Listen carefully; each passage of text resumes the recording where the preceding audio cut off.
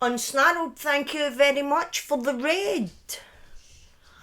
I had to leave your stream just after the big fight at the end, I'm afraid, because obviously I had to get set up for this. But thank you so much, welcome in.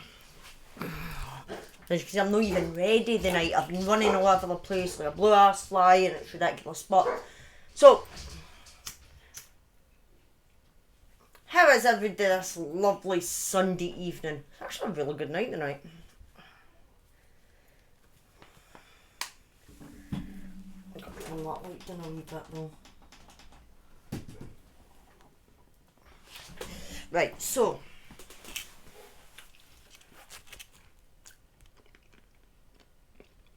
Yeah, let's just get the formalities. Hi, how are you? My sound alerts are kind of working. Woohoo! Oh yeah, that one's working. What's that? That'll be the only two sound alerts I get all night now because they'll pack in.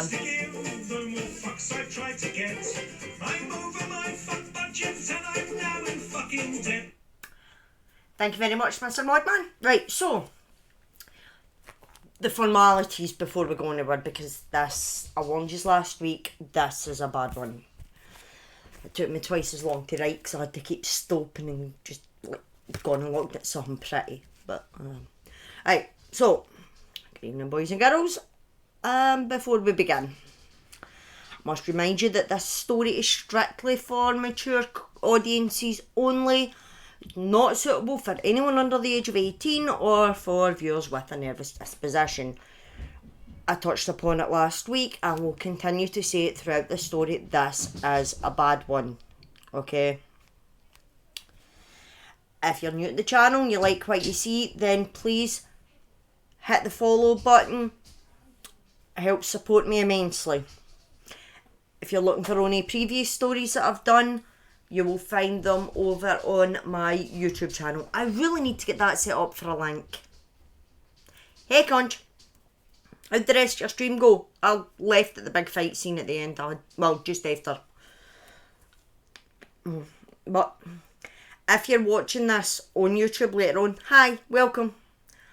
Do me a favour, hit the... Good, I'm glad. Hit the sub button, ring the notification bell, I think it's up there on YouTube. Then that way you can, whenever I upload. These stories go up every Tuesday because Twitch have got a 24-hour rule.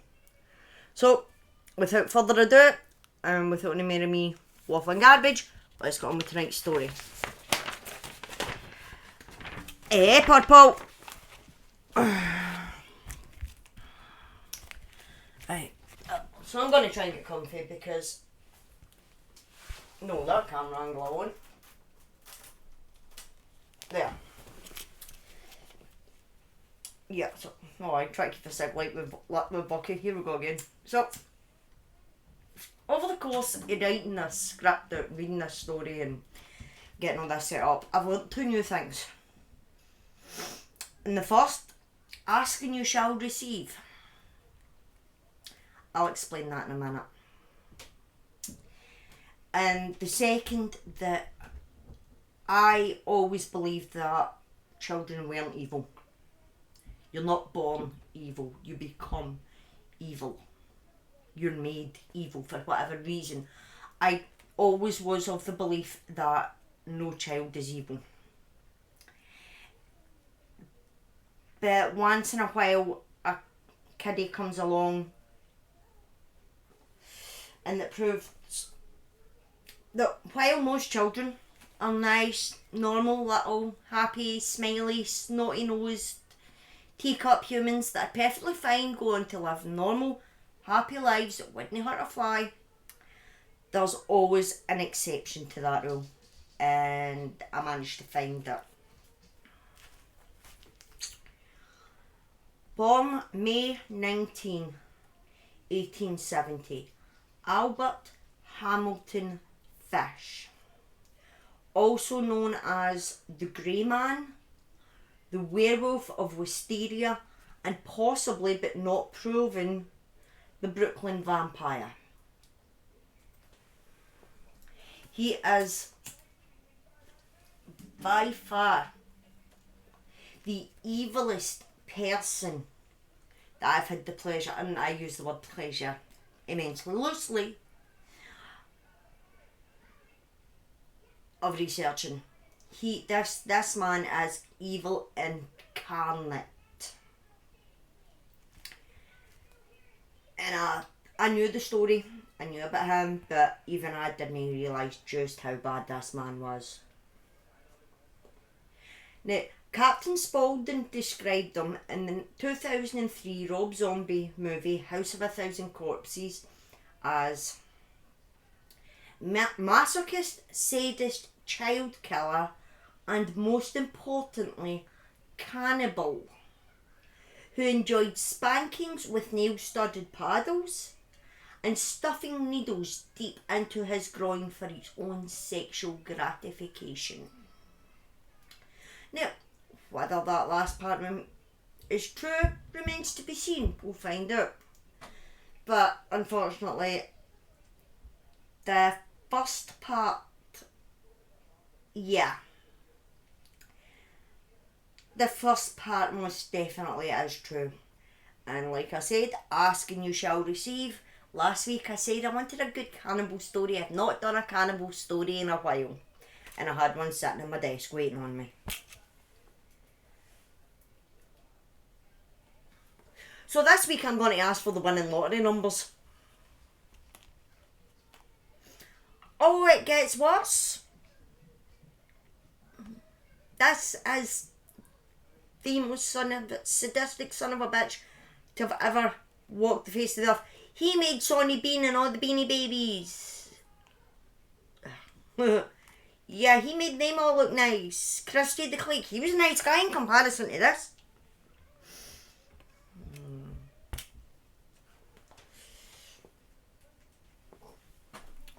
So, but yeah, asking you shall receive. So this week I'm asking for the winning lotto numbers.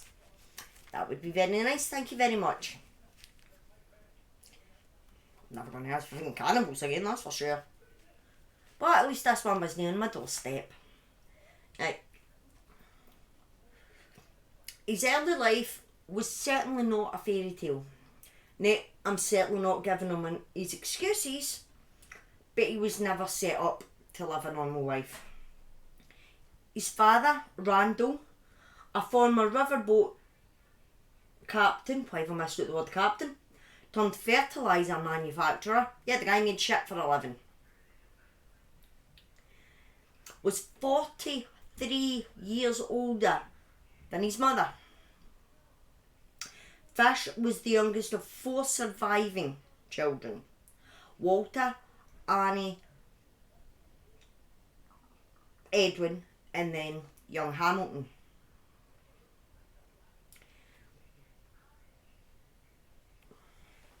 Now, he decided he wanted to be called Albert after one of his deceased siblings rather than Hamilton.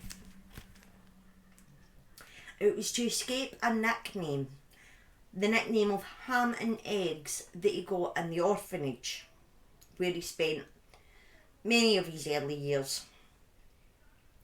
His father passed away from a heart attack in 1975. No, he didn't. 1875. I always do that. When Fish was only 5 years old. Which isn't really surprising, as he was 80 at the time of his death. Now, even by today's standards, 80 is quite a good age. So back then, that was impressive. Especially for a ex-riverboat captain that made shit for a living. Many family members suffered with mental health issues, and it is noted that one family member, doesn't say who, suffered from religious mania,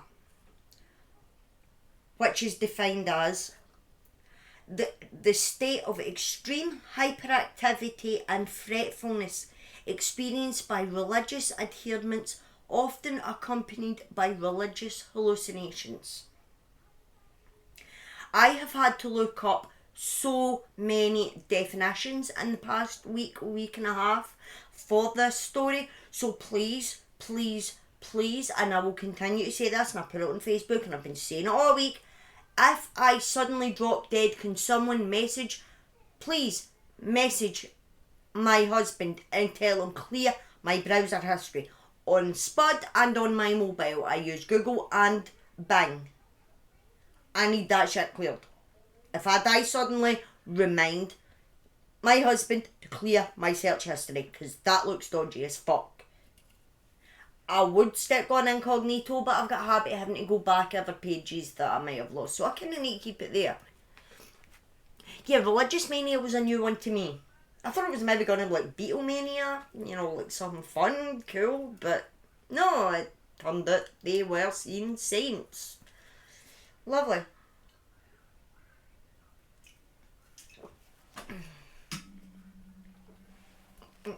So, when his father died, his mother put 5-year-old Fish into an orphanage where he was regularly beaten and whipped. And it is then that he discovered that he rather enjoyed the physical pain. So much so that he would often get erections from the beatings. Something that didn't go unnoticed by the other orphans who would tease him for it. Now remember, this is a little lad of 5. He was only 5 years old when he first started getting regular erections by having physical pain inflicted on him. Not inflicting pain on others. He was having the pain inflicted on him. And that my camera angle's still not right. And at 5 years old, there we go, he was getting erections from it. That's messed up.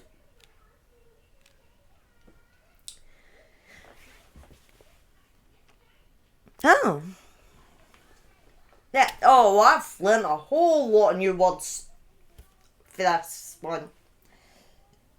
Yeah, seriously. Browser history. I'm actually going to write that into my will. I'm going to write a will and just state, clear my fucking browser history on both my computer and my phone. Remember, I use Google and Bing. Clear it. Oh, I'm going to end up in the psych ward myself at this rate. Heck yeah. So, by 1879, his mother finally got her shit together and got herself a government job, meaning she was at last able to look after her son. Yep. Oh, most definitely. She took him out of the orphanage, a place he never should have been in my opinion. But, hey-ho. She got her shit together, she got a job, and she's like, you know what, I probably should take my son out of the orphanage now and raise him, But, of course, by then, at age just 9, it was too little, too late. The damage was already done. In 1882, aged just 12 years old, Albert began a homosexual relationship with a telegraph boy. Again, Google. A local lad who sold evening newspapers, apparently. How was the beach? The lad introduced Fish to many practices. Hi, how are you? I'm very well, thank you very much. How are you? And that worked full that time. Hey, sweet, I'm a potato. I love that emote. So, the lad, his boyfriend, introduced him to some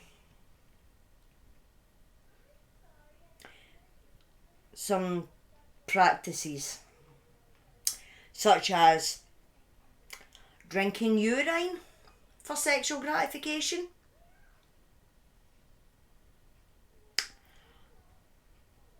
and coprophagia.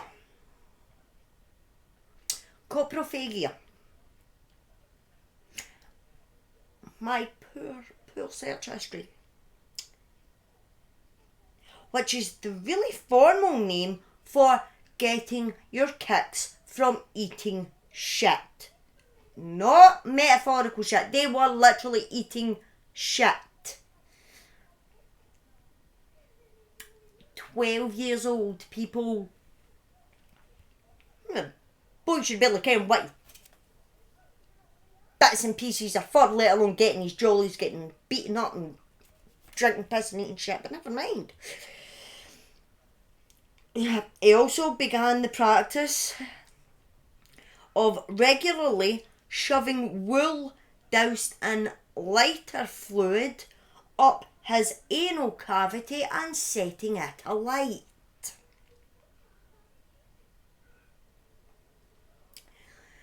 It was also around this time. Yep, I did warn everybody, this one was bad. I did warn everybody, it's in the title. It's the story of Albert Fish, notorious child killer. Yeah. So it was around this time that Fish began visiting bathhouses with the sole purpose of watching young boys undress. And he would spend most of his weekends on these visits. Now, this is only a young boy. He is 12. 12. I have shoes older than that. Man, fucking I've got whiskies older than that. He's 12.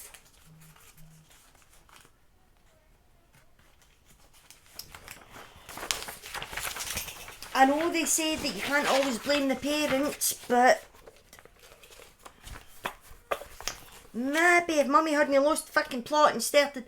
That was another one. She suffered from religious mania as well, apparently. She had hallucinations where the good Lord was speaking to her. Yup. Entire flaming families lost the plot, and they felt putting the lad in an orphanage was a good idea.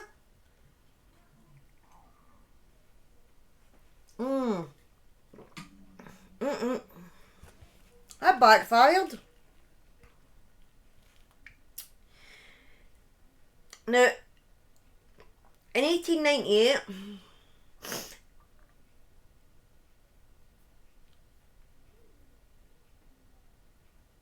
yeah,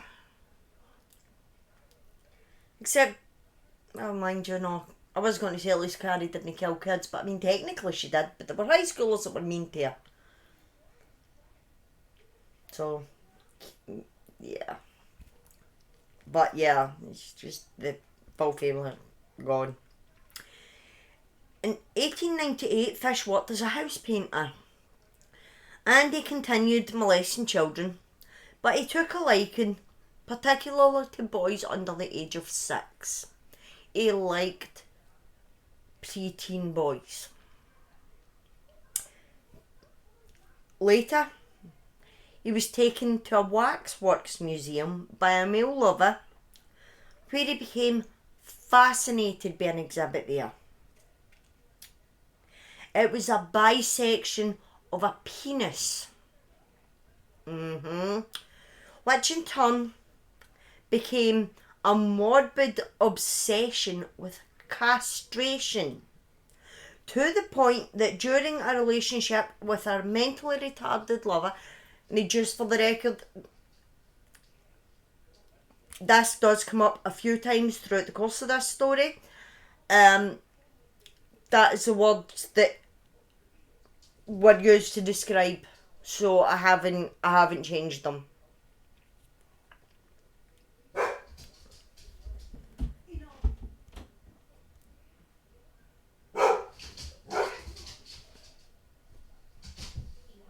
Mr. Modman, can you please deal with that?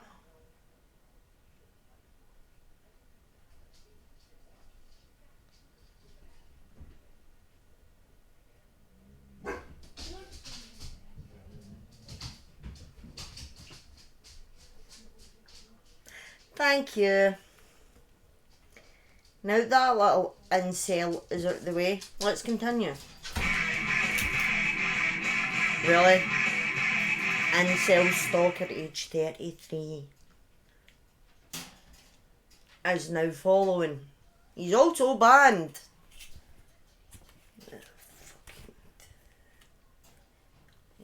I read about psychopaths. Really? Use my face in a Facebook.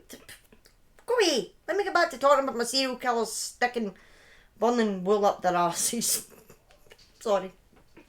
I'm sorry, but even saying that sentence out loud. Oh my god, I'm so shiny. Right, so. The word mentally retarded, that's how they were describing his victims at the time. So, I've kept it in. Because honestly, I couldn't think of a nice way of saying that. And everybody knows what I mean by that. But, he tied the man up.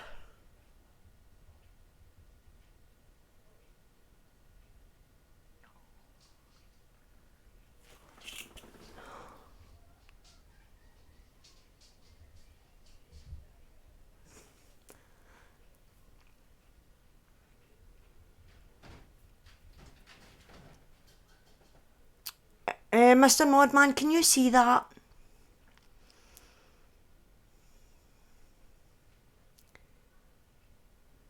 Thank you. I wasn't sure if you got that or not. Good, I'm getting the whack jobs tonight.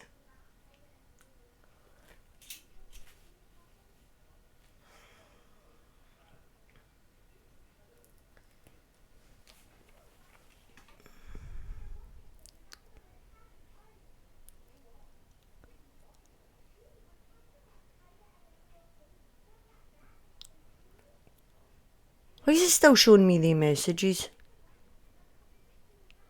Oh, because they're not published, right? No, that's fine. I'm getting the fucking whack jobs tonight. Oh my god.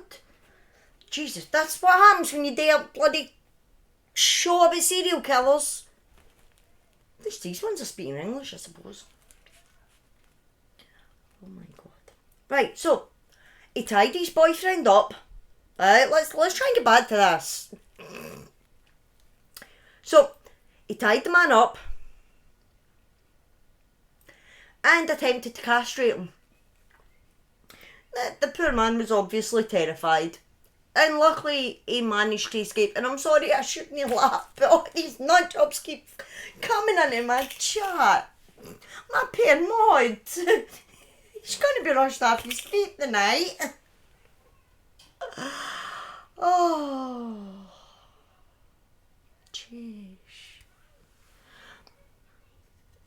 Oh.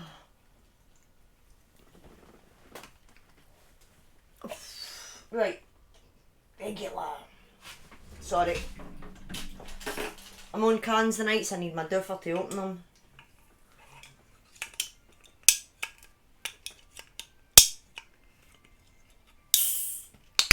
There we go. Right. So.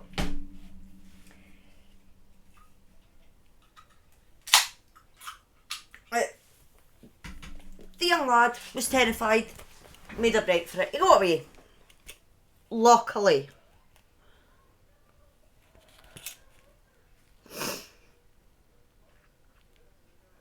If you don't worry about it, it's on YouTube. It will be in 2 days. So, Fish then became a frequent flyer at local brothels, where he could be whipped and beaten free for judgment, for a small fee of course. But hey, the man never seemed to... Oh, still not happy with this. Hey minimum, still not happy with this camera angle tonight. I don't know what's going on. It's because I changed it for the podcast last night. I'm no... That's better. Aye, that's better. So, in 1903, Fish was arrested for embezzlement. See, he had money. It wasn't his money, but he had money. How are you? And was incarcerated at Sing Sing Correctional Facility. Now, being locked up in an all-male prison must have been a dream come true for Fish. Because remember, well, it must have been a dream come true for Fish because it meant that he could regularly have sex with men without fear of repercussions. Because remember, being anything other than straight back at the turn of the 20th century, I was going the wrong way with him. Yeah, back at the beginning of the 1900s, was no, you weren't allowed to be anything other than straight. So here he is now, having been in gay relationships since he was 12. He's now in an all-male prison. He was hooking up with guys left, right and centre while he was in Sing Sing. The first time.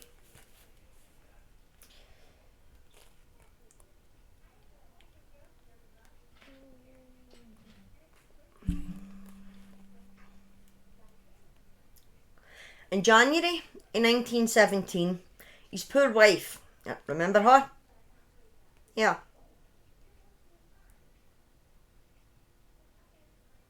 Wait.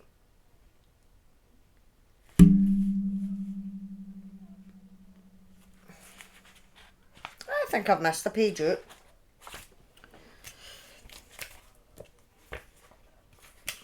I think I've got distracted.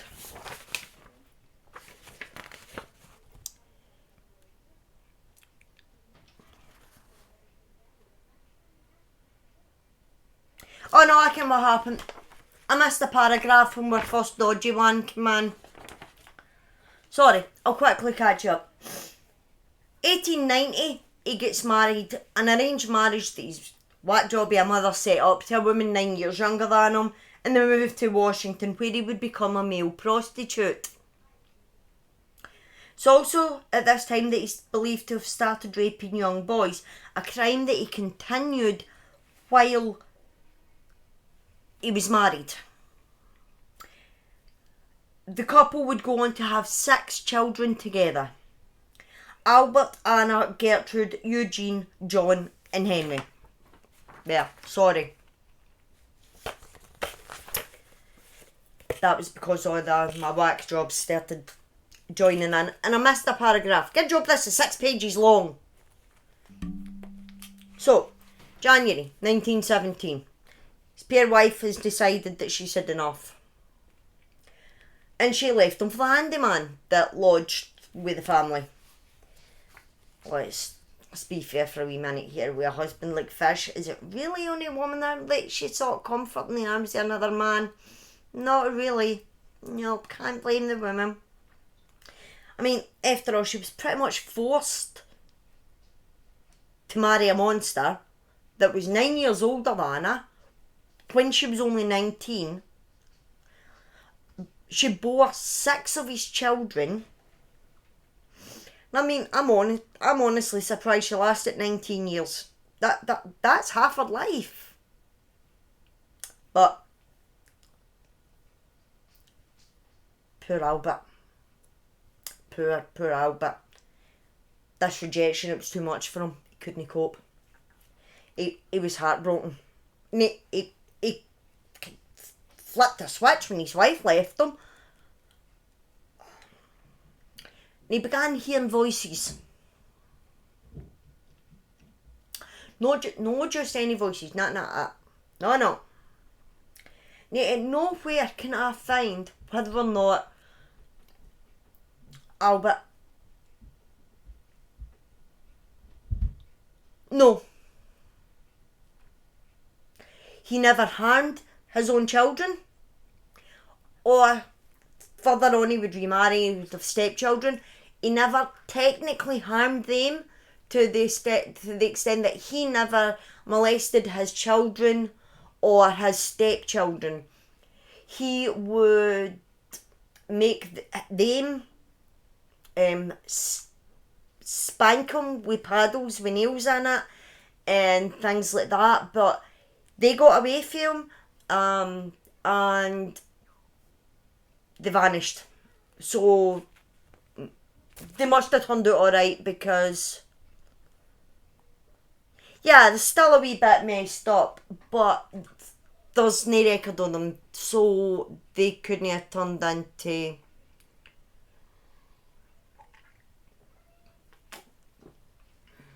They couldn't have turned out like their father, that's for sure.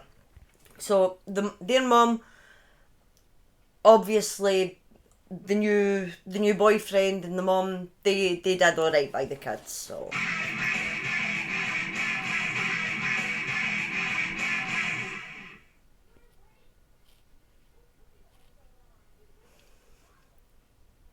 Helen, thank you for the follow. Let's all go in here tonight. Oh my goodness. No, I'm not. Looks can be deceiving. I'm genuine. I'm not.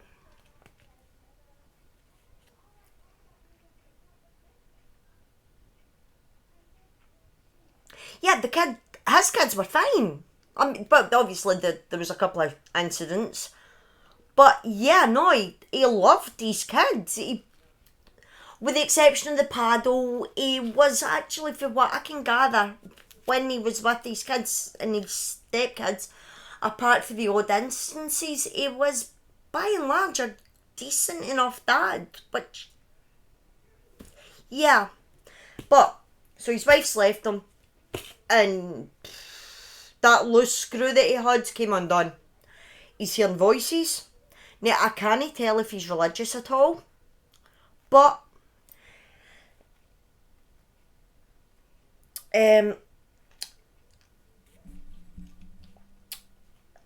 began hearing voices and he was found wrapped in a carpet.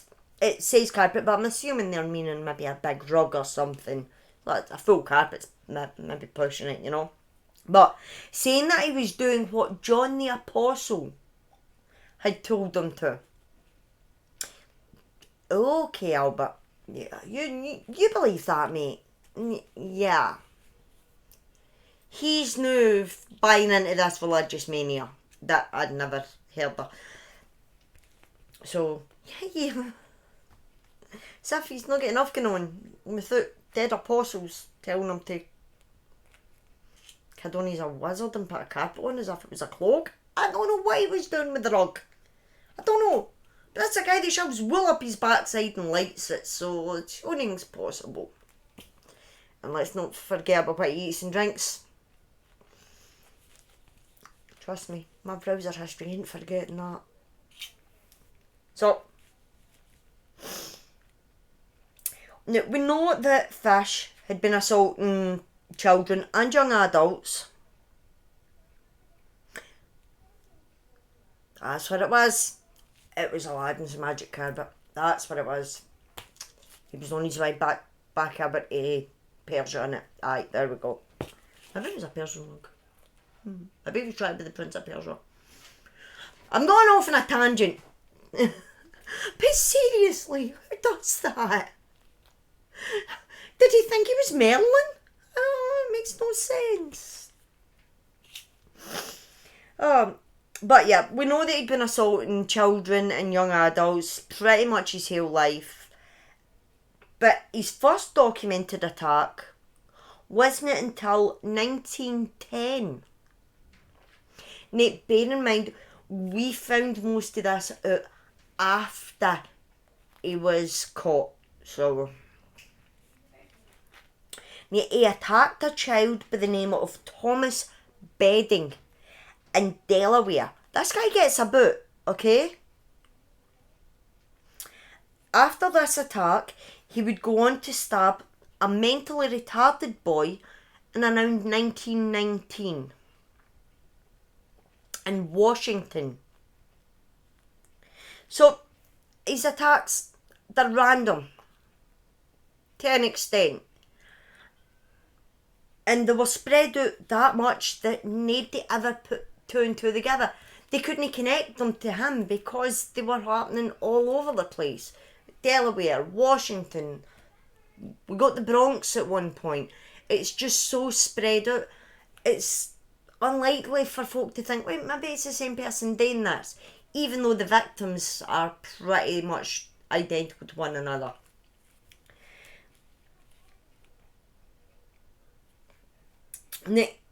It's also worth noting that he usually selected mentally retarded or African American. Exactly, they would seem random acts of violence. Exactly. These police forces aren't communicating with each other unless it's like this massive manhunt. So it's easy for it to get missed. But right.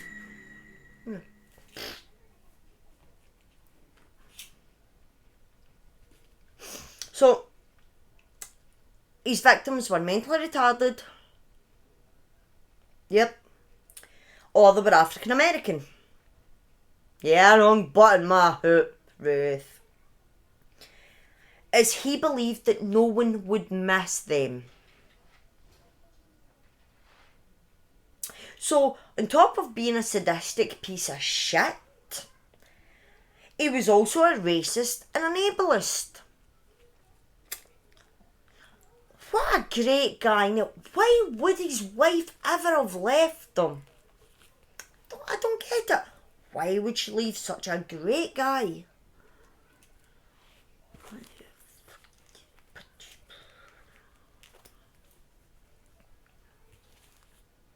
I mean, really? 11th of July. Yeah, no, he's a great catch. Hey, catch, fish. The 11th of July, 1924. Fish approached 8-year-old Beatrice Keel, who was playing alone on her parents' Staten Island farm.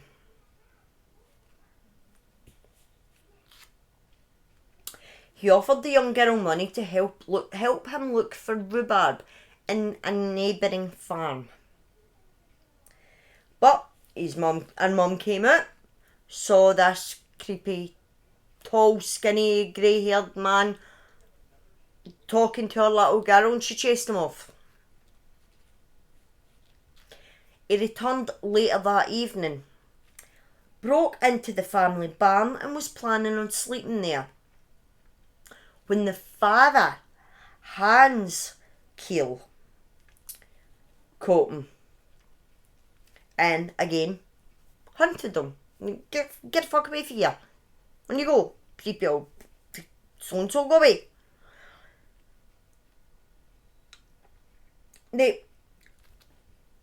He left and he never returned.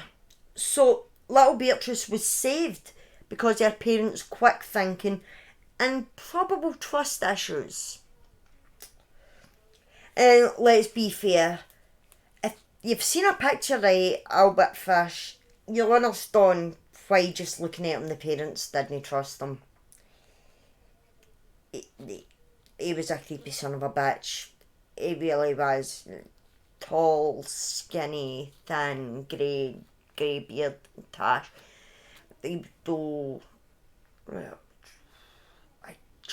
His eyes. I've been looking at pictures of this monster for over a week now, and his eyes, there's just something dark,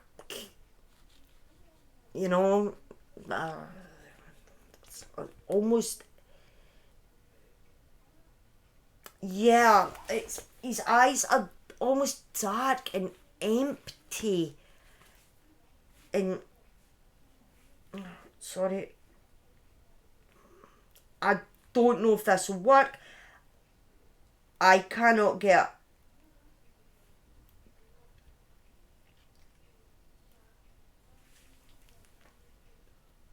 Oh, that works. That's him there. The grey man.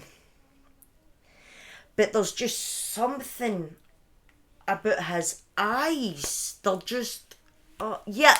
Soulless eyes. Yeah, there's nothing there. That is exactly it. They're dead eyes. Dead, soulless eyes. And, like I say, I've been stealing the pictures of that man for over a week. No. I've also been stealing the x-rays of his pelvis, but we'll get to that. Yeah.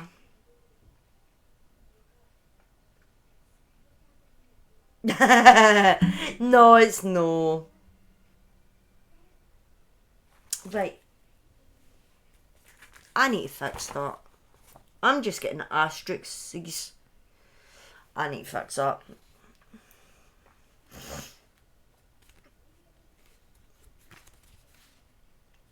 So, yeah. No wonder they scared them away. Get the fuck away from your wee lassie. Yeah. Don't really blame them. So, so far, right, on the 1920s, and Fish has committed some horrendous acts against young adults and children. And he's pretty sick and twisted. But he hasn't actually killed anyone yet. No one has died by his hand as of yet. Through no through lack of trying, because remember he did try and castrate his ex-boyfriend and stabbed the guy, and so he has tried, but no one has died by his hand yet.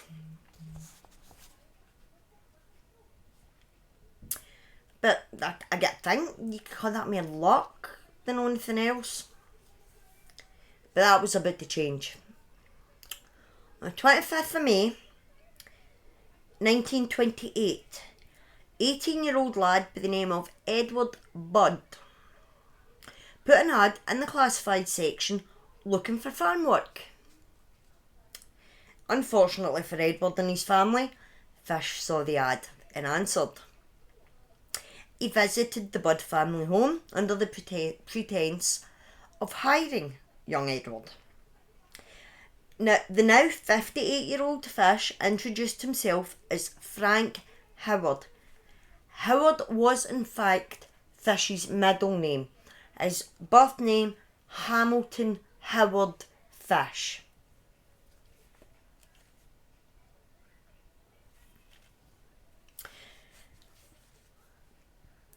And so he introduced himself as Frank Howard, a farmer from Farmingdale, New York.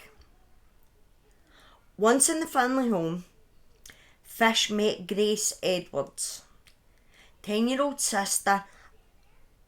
Grace Budd, Edward's 10-year-old sister, and the youngest of the 5 Budd children. Fish said he would hire Edward and promised to return in a few days to collect him. And if nothing else, Fish was a man of his word.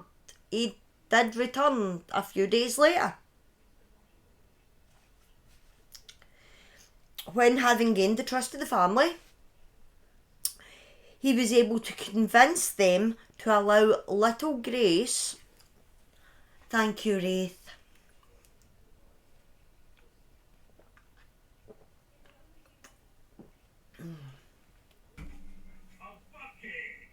I love that sound alert.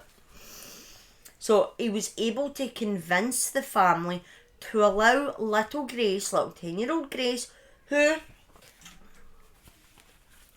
now that I know this works, I can't do it through the computer because Spud just will not allow it at all.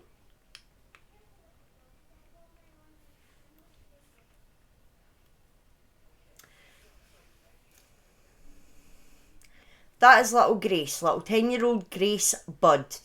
Beautiful little girl. Absolutely beautiful little girl. Such lovely big bright eyes. So he was able to convince the family to let that beautiful little girl go with Fish to attend a birthday party that he was throwing for his sister. Young Grace left with Fish that day, but neither of the pair ever returned. On 5th of September 1930, 2 years after her disappearance, 66-year-old Charles Dear God, I've spelt that horrendously. Edward Pope was arrested for the kidnapping after he was accused by his estranged wife. Yeah. Wife's probably caught him doing something that he shouldn't and got pissed off. He spent 108 days in jail between his arrest and the trial, where obviously he was found not guilty because, well, he never touched the little girl. Oh, people like my necklace. My husband got me that today. I think it's lovely. It's so shiny. World Market's in town, so we went shopping. Well, I say we went shopping, I went for a burger, okay? There's an Australian meat stall and they do the most amazing kangaroo burgers and they're only in town like once every 9 months or something. Right, I need to check this out because Conch, that is 3 or 4 times now you've typed something. Oh, people are following me on Hover, but I'm just getting asterisks. Why is that not showing me what you are typing? Oh, that's weird. I've had 2 followers tonight and I've still got the same amount of followers. I'm just getting asterisks. Right, Conch, whatever it was that you last typed in chat, can you retype it?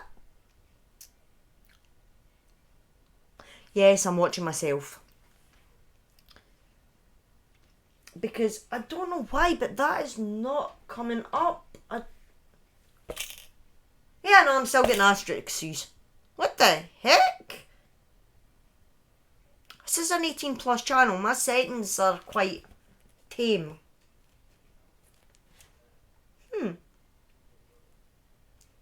Because it's done it even on there. On the chat box. Oh, fake news. Yeah, that's odd. Must be something in my settings that I've got set. I'll sort it. Because, I mean, you can come onto my chat and F and blind and because of the way I'm set up, it doesn't...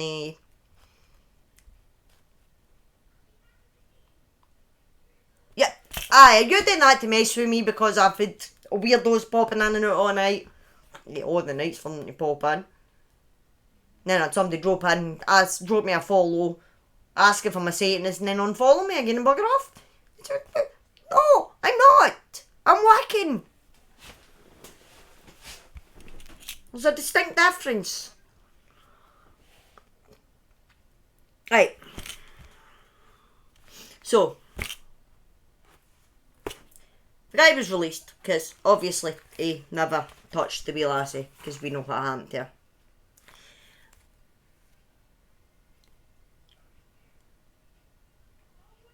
I know, right?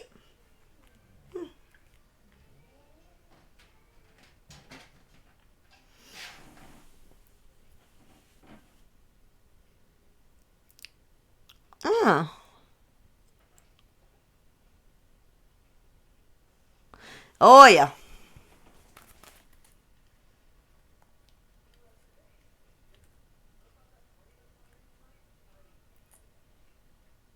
I think links are allowed in that. No, wait, I did. Oh, that could be it then.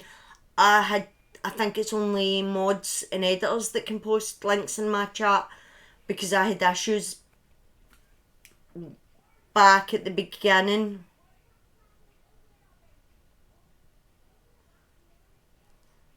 Oh well. Right. Unfortunately, for the family, the Bud family, Fish wasn't done with him. You know, he stole one of their kids. You know, you would think. No.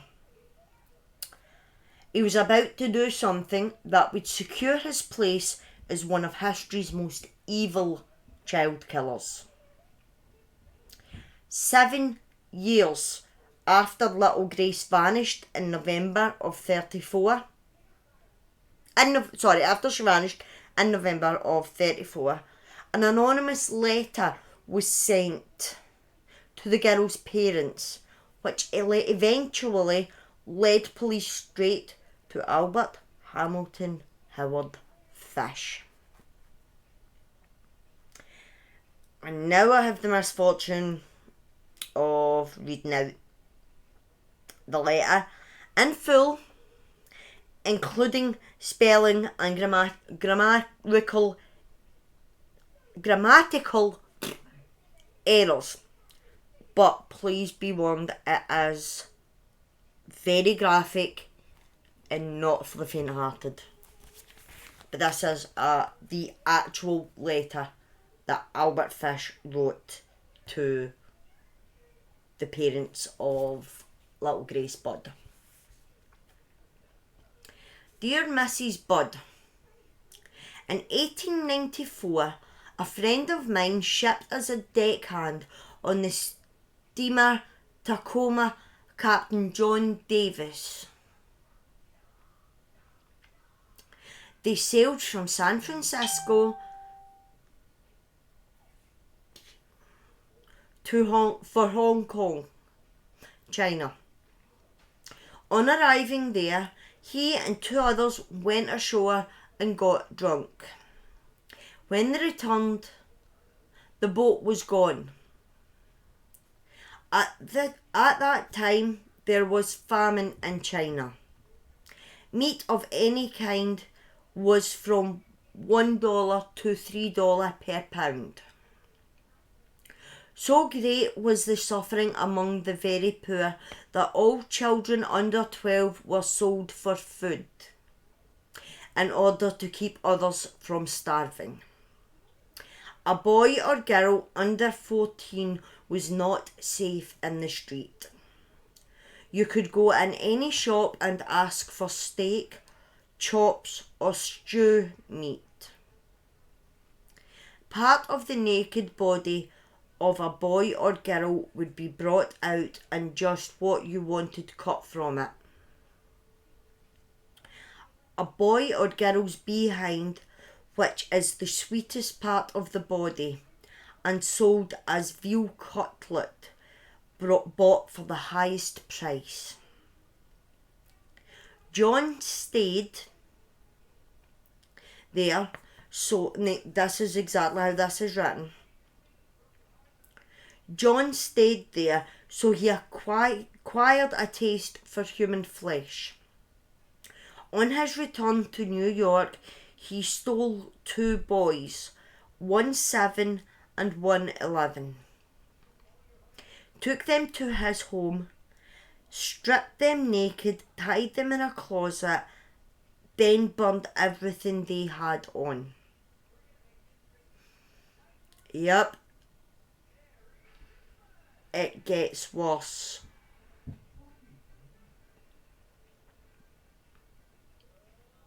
Several times every day and night he spanked them, tortured them, to make their meat good and tender. First he killed the 11-year-old boy because he had the fattest ass, and of course the most meat on it. Every part of his body was cooked and eaten except the head, bones and guts. He was roasted in the oven, all of his ass boiled, broiled, fried and stewed. The little boy was next. Went the same way. At that time I was living at 409E 100 Street near right side. He told me so often how good human flesh was, I made up my mind to taste it. Now, I've still got a paragraph of this letter to go, but however evil, and he is, Fish is evil, but he seems to be very easily influenced by others. The young lad when he was 12 that got him into all this kind of stuff, and now this, somebody else is telling him how tasty human flesh is, so he's got to try it. it just gets screams and screams to me that he is so easily influenced and easily led by others. I mean, that's no excuse for what he did. The guy's a sick fuck. But, yeah. On Sunday, June the 3rd, 1928, I called on you at 406 West 15th Street, brought you pot cheese, strawberries. We had lunch. Grace sat in my lap and kissed me. I made up my mind to eat her. On the pretense of taking her to a party, you said yes, she could go. I took her to an empty house in West Cheshire. I went upstairs and stripped all my clothes off. I knew if I did not, I would get blood on them. When all was ready, I went to the window and called her. Then I hid in a closet until she was in the room. When she saw me all naked, she began to cry and run down the stairs. I grabbed her and she said she would tell her mama. First, I stripped her naked. How she did kick, bite and scratch. I choked her to death. Then cut her in small pieces so I could take my meat to my rooms. Cook and eat it. How sweet and tender her little ass was roasted in the oven. It took me 9 days to eat her entire body. I did not fuck her though.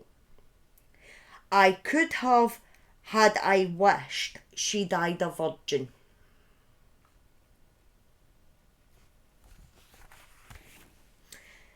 I'm going to take a minute because that was, and you can Google it and you can find it online.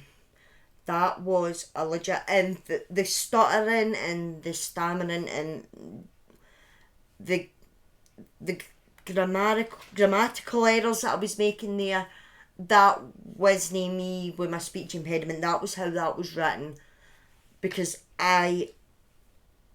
yeah.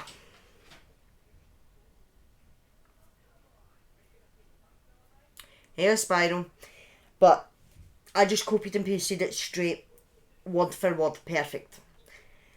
That was a legit letter sent to that little girl's mother and father 9 years after she was taken and vanished off the face of the earth. They had no idea what had happened to her, and then they received that.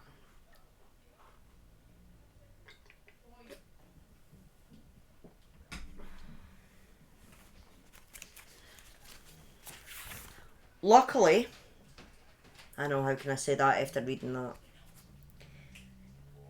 And I use that term loosely, obviously, because of what's just happened. But luckily, Mrs. Budd, that little girl's mother, was illiterate.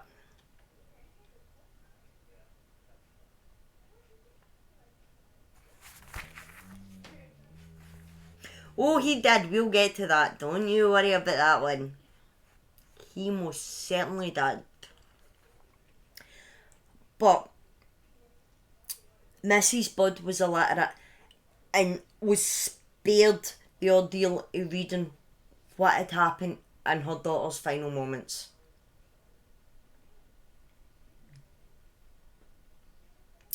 The letter from Fish to Mrs. Budd, I think the ads only lasted for 30 seconds. So basically said to the mum that, yes, I killed and ate your daughter, but I didn't fuck her. She died a virgin. But the mother was illiterate. She was spared the ordeal of reading what had happened in her daughter's final moments. So that's something, I suppose. Now that job ultimately fell to her son, who had to read exactly what had happened to his little sister, down to the last horrific detail. Now, Fish later admitted to his lawyers that he did in fact lie in the letter and he did rape Grace. But Fish was also a compulsive liar. He was a pathological liar as well. So that may have been a lie. He might not have raped her because he told police, and I quote, "It never even entered his head to rape the little girl." So we never know for sure. But no, she never read that letter. Her son read it. Didn't read it out, read it and took it. I don't think he cared. It says that although Grace wasn't the intended victim, well, he didn't know Grace was at the house when he went there. He saw Grace, now remember this is a 10-year-old girl, pre-pubescent. Yeah, you missed quite a lot. Don't ask what he does with wool, piss and shit. I'm not even joking. But yeah, he didn't care that if there were boys or girls. And this is a 10-year-old girl, pre-pubescent. So he saw her as a little boy. And he did admit that. At one point, he looked at her as if she was a boy. Because she was pre-pubescent. But it was more about the violence, like Minimum said, than the act of, well, it's a weird one. Yeah.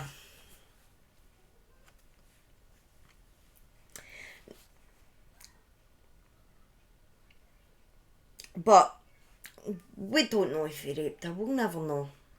All we know for sure is that little girl met a horrendous, horrific end because of that man. Now, the letter was delivered. Yeah. It's okay, I'll finish on a light note. I always do. So I'll try and pick the mood back up, especially after this. See, when I finished writing this script earlier on, I actually had to go for a lie down. Because it's just so dark. And this is the longest one that I've done yet. And it's just, no,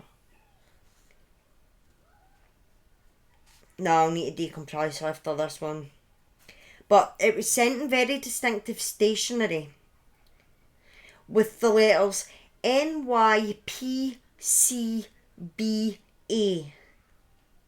November Yankee Papa Charlie Bravo Alpha. On the envelope. Now that stands for New York Private Chauffeurs Benevolent Association. A janitor at the company told the police that he had taken some of the stationery back to his lodgings, but he had left it there. Exactly. He'd left the stationery behind when he moved it. The landlady of the building said that Fish had checked out of the same room a few days earlier, and she confirmed that the janitor did in fact leave the stationery behind when he left. she said that Fish's son had sent him money. So he's still having a relationship with his kids. He's still being a dad.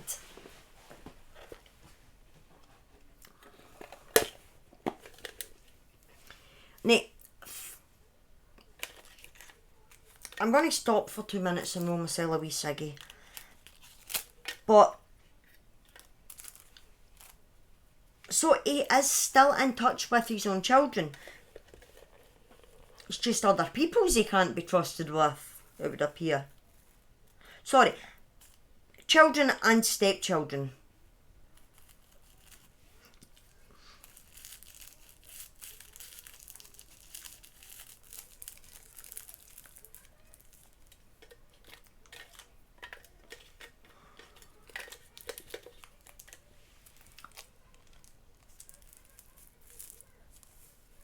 I absolutely suck at doing that. I've got a machine in my drawer as well.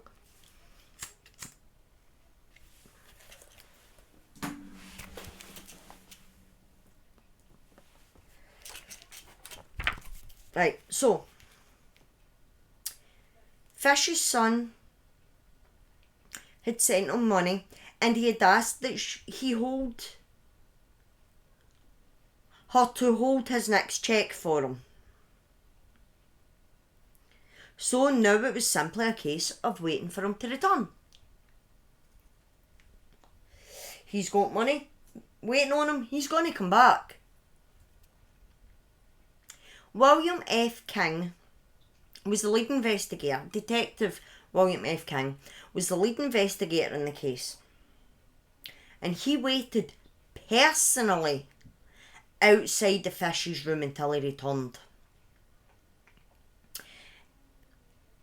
Upon his return, he agreed to go with the police to the station for questioning.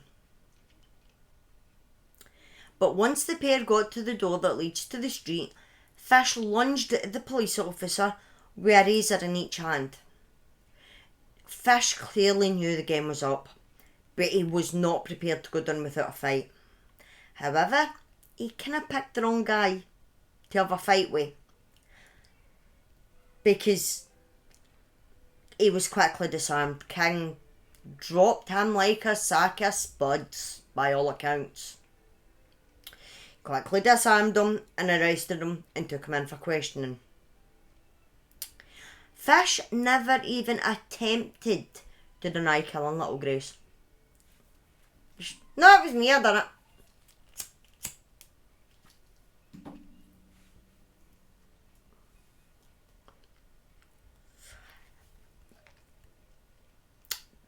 In fact, he made a statement claiming that he actually went to the house with the intentions of killing her brother, Edward. Which, when you think about it, says a lot about his personality. He'd already decided that the Budd family were going to lose a child at his hand. But when he got to the home, his intended victim, Edward, was a hell of a lot bigger for the then 58-year-old Albert Fish. So he turned his attention to little Grace. How to keep a ciglet with Buckybird, part 25. You joked over that in last night's podcast.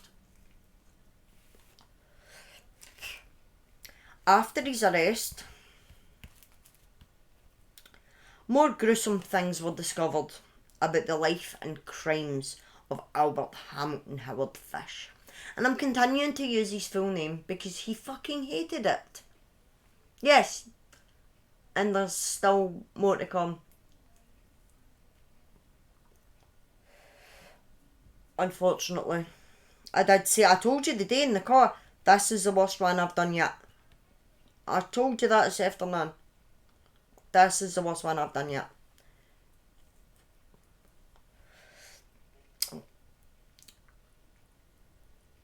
Yeah. The story of the two Billies.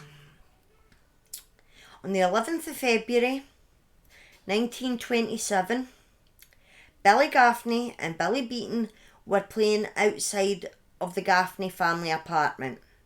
Now, Billy Beaton was 3 and Billy Gaffney was either, now, I don't know, I've had 2 different ages. He was either 4 or he was 8. But he was one of the 2. He was either 4 or he was 8. But little Billy Beaton was 3. Now, they were playing outside of the Gaffney family apartment block in Brooklyn when both boys vanished. Little Billy Beaton, the little 3-year-old, was found on the roof of the apartment block, and when asked where his friend was, Billy said, "The bogeyman took him."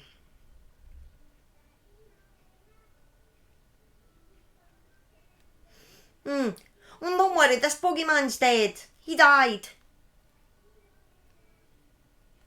Yeah. Now, to begin with, I'm going to butcher this, and I've been practicing this for days. To begin with, Peter Kudzinowski was a suspect in the murder of Billy Gaffney. Oh, for the love of Jesus. But then Joseph Meehan, a motorman on a Brooklyn trolley, or a tram driver, one of the nicest things I've googled this week. But yeah, he was a motorman on the Brooklyn trolley, or a tram driver. Saw a picture of fish in the newspaper and identified him as the old man he saw on the day the boys disappeared. When Joseph saw fish, he was trying to quiet a little boy matching Billy's description who was sitting with him on the tram. The young boy wasn't wearing a jacket. Now, this is February, so that got his attention, and was crying for his mother. He said he saw fish drag the boy on and off the tram.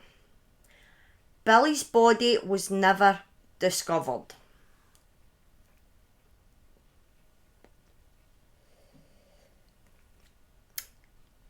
And his mother, his poor mother, visited fish in Sing Sing to try and find out what happened to her boy.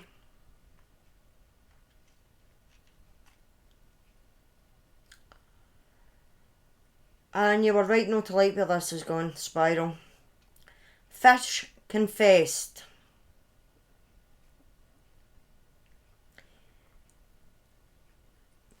And I have his full confession transcribed in front of me.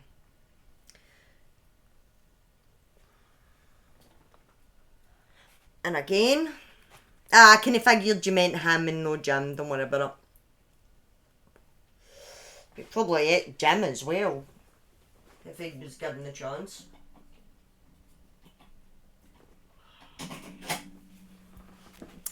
So, again, please be advised, this does not make for pleasant listening or reading in my case. I brought him to the Riker Avenue dumps. There is a house that stands alone not far from where I took him. I took the boy there, stripped him naked and tied his hands and feet and gagged him with a dirty rag I picked out of the dump. Now remember, this child is either only 4 or 8. But either way, he's still only a young boy. He's only a baby. Then I burned his clothes, threw his shoes in the dump. Then I walked back and took the trolley, the tram, to 59th Street at 2 a.m. and walked from there home. Next day, about 2 p.m, I took tools, a good heavy cat o' nine tails, you know, the big whips, the cat o' nine tails, homemade short handle, cut one of my belts in half, slit these halves in 6 strips about 8 inches long. I whipped his bare behind till blood ran from his legs. I cut off his ears, nose, slit his mouth from ear to ear, gouged out his eyes. He was dead then. I stuck the knife in his belly and held my mouth to his body and drank his blood. I picked up 4 old potato sacks and gathered piles of stone. Then I cut him up. I had a grip with me. I put his nose, ears and a few slices of his belly in the grip. Then I cut through the middle of his body just below belly button. Then through his legs about 2 inches below his behind, I put this in my grip with lots of paper. I cut off the head, feet, arms, hands and legs below the knee. This I put in sacks weighted with stones, tied the ends and threw them into the pools of slimy water you will see all along the road of going to North Beach. I came home with my meat. I had the front of his body I liked best. His monkey and peewees are a nice little fat behind. Yeah. To roast in the oven and eat. I made a stew out of his ears, nose, pieces of his face and belly. I put onions, carrot, turnip, celery, salt and pepper. It was good. Fucking turning this into a cooking show. It's actually telling this poor woman what he cooked her son with. Oh, I just threw him in a pot with some onions, some celery, a wee bit of salt and pepper for seasoning. What? Then I split the cheeks of his behind open, cut off his monkey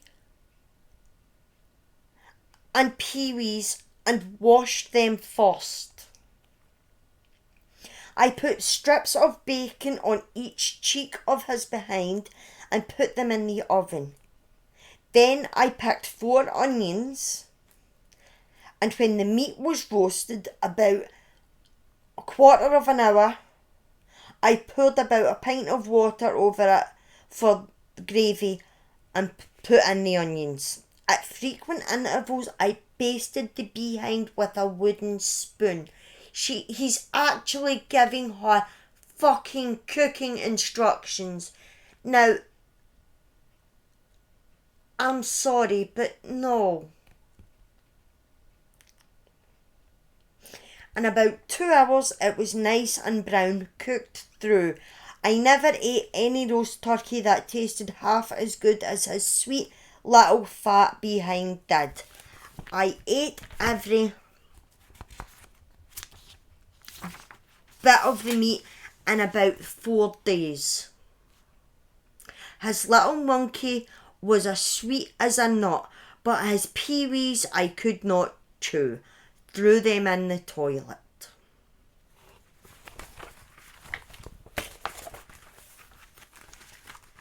Now, I'm going to be completely honest, right? We know, like, that's the last that I'm reading for his words. The rest of it's in my words now. The rest of it's facts that happened, but in my words. So, with the exception, I think, one or two quotes, but nothing. That's the last of the graphic stuff. So, apologies for that, because it is a lot more than what I normally go into here. But, and I toed and throwed with keeping it in and taking it out, or just taking sections out, but I thought, no, to truly appreciate just how evil this man is, was, you need to keep that in. But here's what I'm thinking. We know that Albert Fish was a pathological liar. He wouldn't know the truth if it jumped up and fucking told him to run around dressed in a carpet pretending that John the Apostle told him. He wouldn't know the truth, okay? So, we also know that he gets his jollies out of the suffering of others. Because he is a sadist. Which leads me to believe, did that actually happen? Did he do that to those kids? To little Billy, to little Grace? Did he actually do that? Or was he just fantasizing and torturing those mothers? Like, did he get a thrill out of telling them that? Did it really happen, or did he make it up? Did he just kill the children and dispose of their bodies?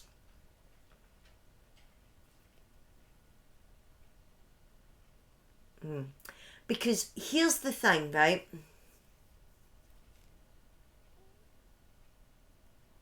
I know. This is really one of them, after you've heard this, if you've got kids, go and fucking hug them. After I finished this, I walked through them. My 17-year-old daughter was in the living room watching anime. And I walked through and I got a hug for her. But I've told stories about cannibals before. Alright? Now, human flesh, for whatever reason, I don't know the scientific reasoning behind it. I really don't. I probably should look into that.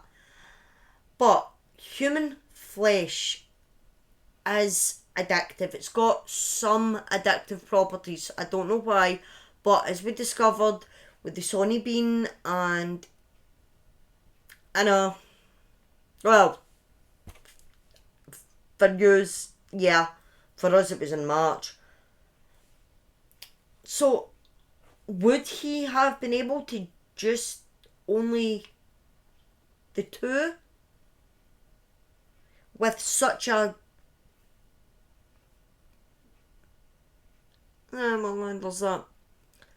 But there was such a big gap between the two killings where he claims to have ate these children. So, I don't know. I don't know if... I think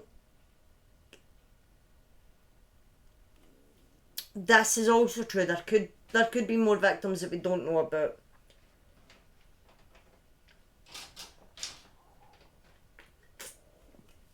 But I don't know. Did he get his kicks out of telling the mothers exactly what he did to the kids? Yes. But I definitely think there's some fallacy in there. He's made some of that up. I don't believe it all. Did those children meet horrific ends? Yes, abso-fucking-lutely. They met horrible ends. Whether or not it's the way he described, I don't know. But they did meet horrific ends, and it's heartbreaking. Were there more victims? Absolutely, yes. But I think he maybe embellished. Because he got his kicks out of pain and torture and telling the mothers this kind of stuff. That's certainly inflicting pain on them. So personally, I don't think it went down exactly as he said. Because he is a known liar. was a known liar, but yeah. So anyway.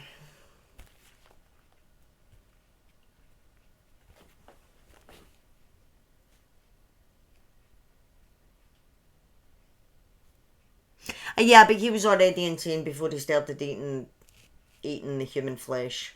But yeah, and it can also cause ungodly, unhuman-like strength, almost godlike, as we found out with the Sonny Bean family. Sorry, I'm wearing new contact lenses, and they're thicker than what I'm used to, and my eyes are quite watery because of it. That's why I keep rubbing my eyes, and I'm doing it so delicately so not to smudge my eyeliner and mascara. So, after the murders, but before his eventual capture, chills.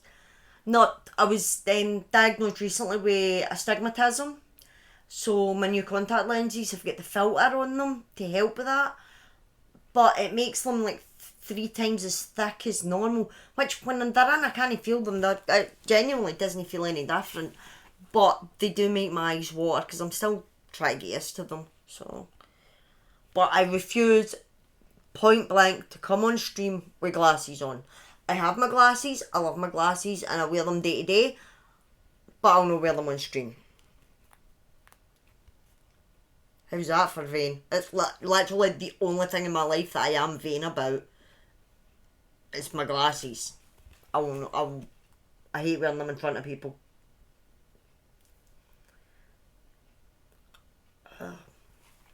I mean, a pair of sunglasses, yeah, not a problem, but my glasses, no. But I think that's more because I can't see like at the side, and I don't like it, and yeah. But anyway,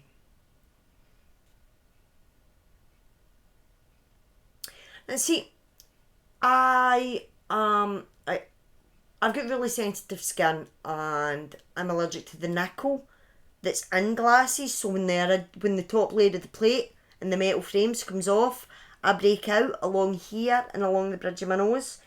So I have to wear plastic frames because nickel-free glasses are bloody expensive. So with the plastic frames, I always get picked on at school for it. So it's just first chance I wanted contact lenses, and I was begging the optician. I feel like I was like about 10 and 11. I want contacts, not till 16, not till 16. You better believe your sweet ass, the minute I turned 16, I was at the optician's. I want contacts. You need to know I don't give them the contacts. You said wait till I'm 16, I've turned 16. Give me them. I was 22 years ago in January, and I haven't looked back. I would like laser eye surgery, to be honest with you, because I am almost completely blind without them. It's it's bad. So I would like to look into laser eye surgery at one point, but for the time being, I mean, I'm happy enough with the contact lenses. And to be fair, but laser eye surgery, I'd get 15 years out of it. And we've got a family history of glaucoma, my eyes are really bad anyway, so is it really worth it? Probably not. But I'd get 15 years of good vision, then I'd be back to wearing contacts. Might as well just stick to the contacts.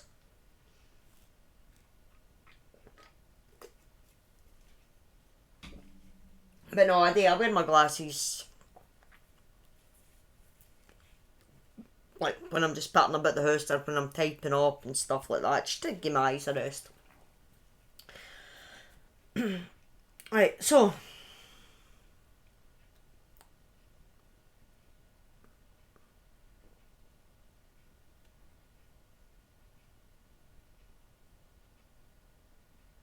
I know I am without the contacts on. I'm short sighted, right? Which means apparently I can see close distance. If I'm not wearing my contact lenses and I need to look at my phone, I need to hold my phone here. That close to my face to see it. That's how fucking blind I am. But I always thought it was my fault for not wearing my glasses when I was younger. But I spoke to the optician, turned out that's got bugger all to do with it. It's just dodgy DNA. I lucked out in the DNA lottery. Fucking everything gone to bits. But it can be fixed for lenses, so I'm happy. I can read. I can see. I can watch TV, I can play video games, and I can read. So I'm happy enough at that.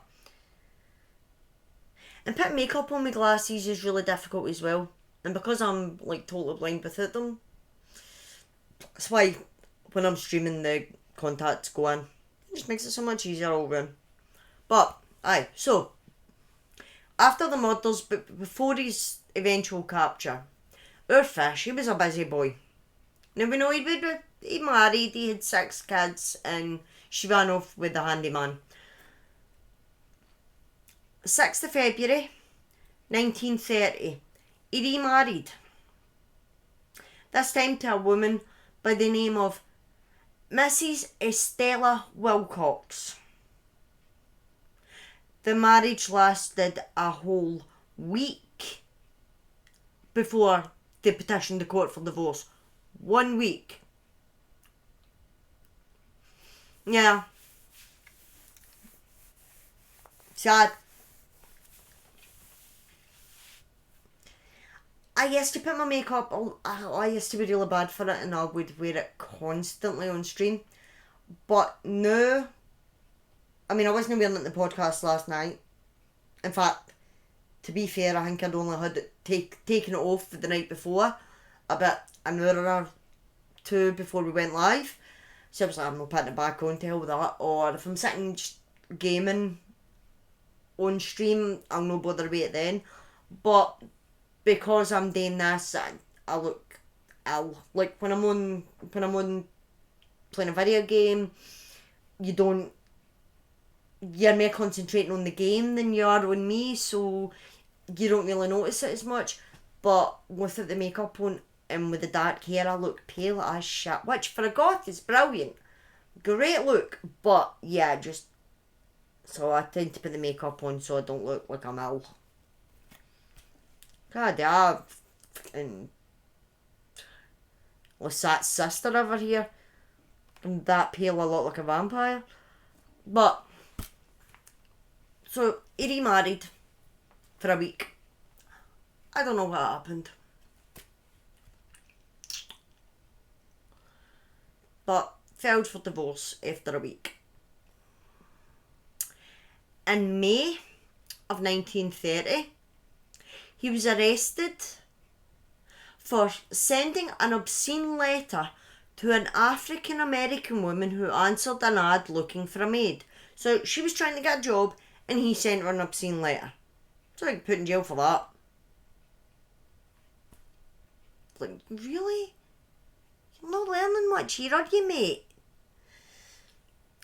He was sent to Bellevue Psychiatric Hospital for observation in 1930 and 1931.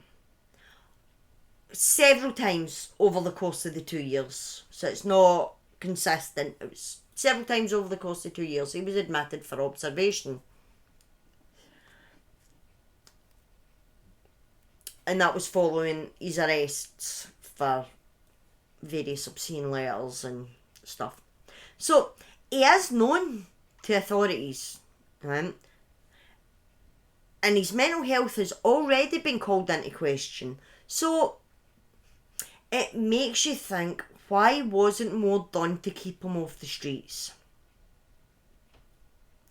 They knew he was dangerous. Surely something could have been done. Not that it would really have mattered much by 31 because he'd already done so many horrific things, but still, they could have maybe saved a life or two if they just kept him in the insane asylum where he belonged. Exactly.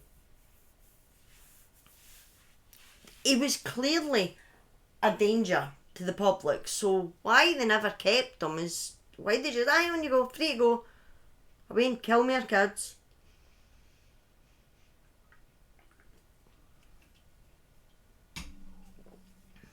But Monday the 11th of March 1935,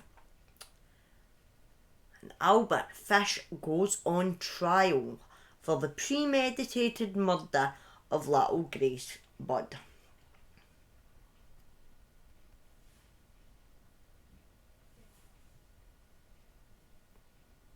Yeah, he would have been.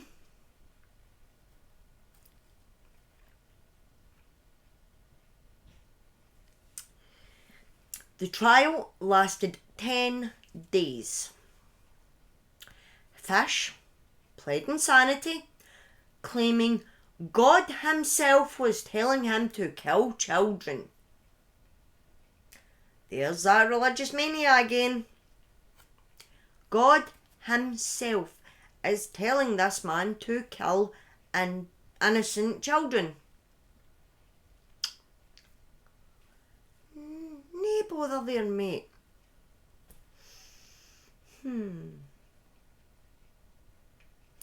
But see, right, I'm going to go off on a tangent now, right? He's claimed that God has told him to kill these children, right? No, right. But therein lies a problem. How do you prove, or rather disprove, what he's saying? How do you prove that that is not the case and that God is not telling him that? Without disproving or having to attempt to at least disprove the existence of God. So that really would be a difficult one, in my opinion.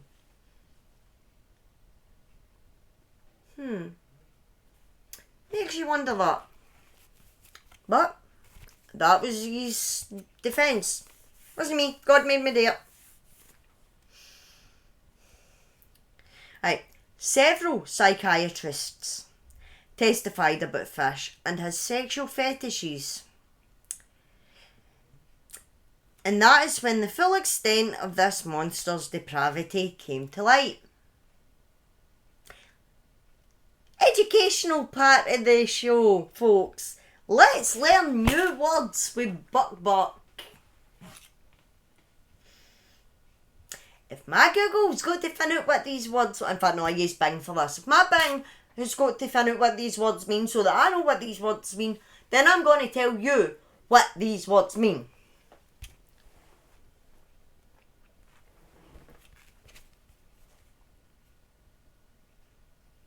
Right.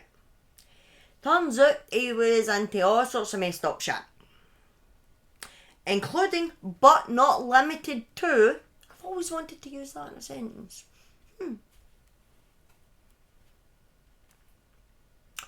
Coprophilia,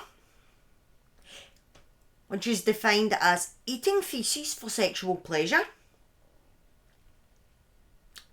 Urophilia, which is defined as drinking urine for sexual pleasure.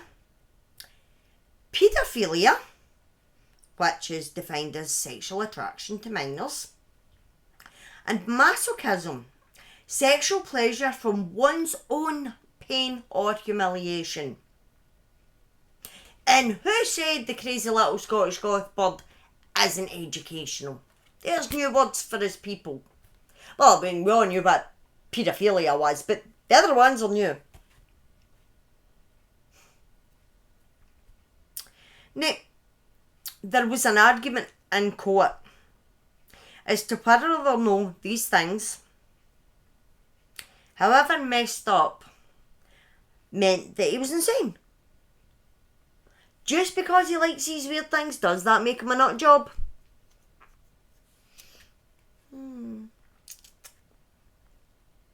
You can get the argument.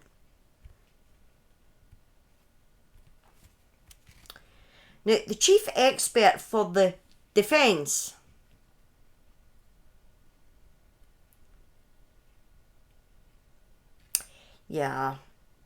Yeah, I feel dirty knowing what that word means. Knowing that I needed to know the definition of that word makes me feel icky. Ugh. Ugh. Yeah. Some words we don't need to know the meaning of, children. No. Not boys and girls, some things are better left unknown. That's one of them.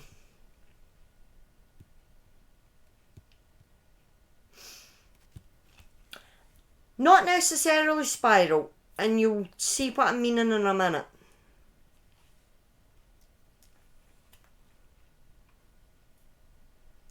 Where am I? Right. Chief expert for the defence, Frederick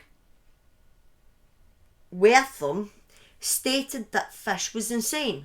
Well, no fucking shit. But obviously, he was going to say that because he wanted to get him off. That was his job, to prove that this guy was insane and therefore could not stand accused of committing the murder. He needed putting him in a loony bin, no sentence to death. So, yeah. Another witness for the defence was Mary Nicholas, Fish's 17-year-old stepdaughter. Now, here's why I don't necessarily agree with you in that bit, Spiral. She would testify that Fish made her and her brothers and sisters, I don't know how many of them there were, play a game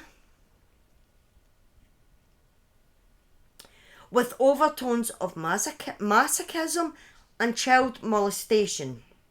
Now, why they would have thought that she would be a good defence witness is anybody's guess. She told the courts that he was a child molester. How is that a good look for him?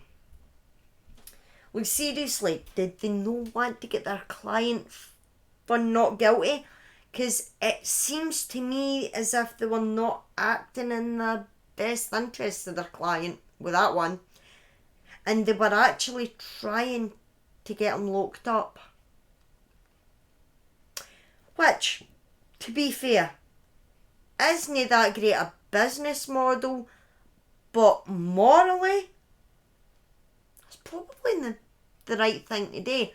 I don't think his lawyers wanted him to get off. Well, no. But lawyers are supposed to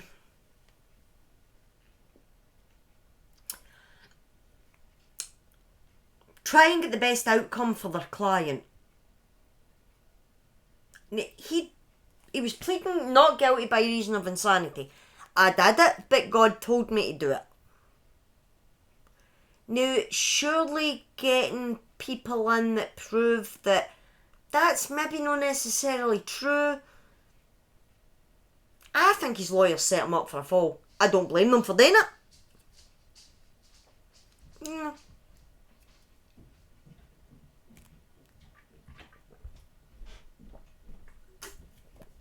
I mean, maybe. But, yeah, no, I to me it reeks to them just deliberately dropping a ball and trying to get him put away. Or trying to get him,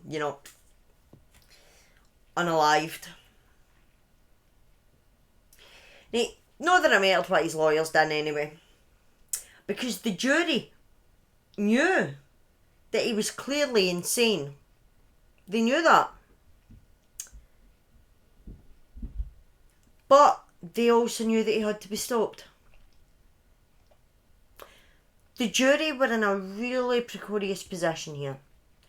If they admitted that they knew he was insane, he would get a couple of years in the loony bin and then he'd be cured and free to go.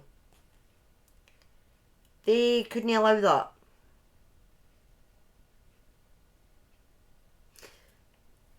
Yeah.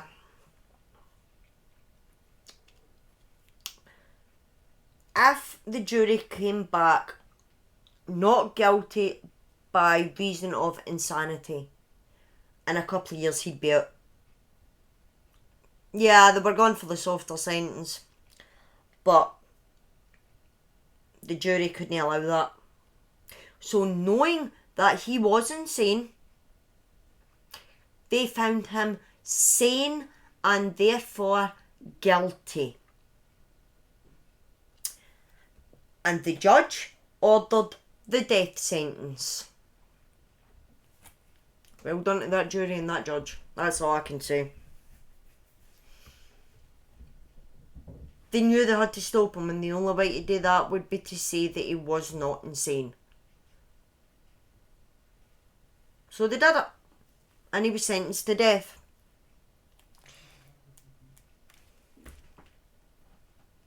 I'm getting to that, because even that is an interesting story of its own.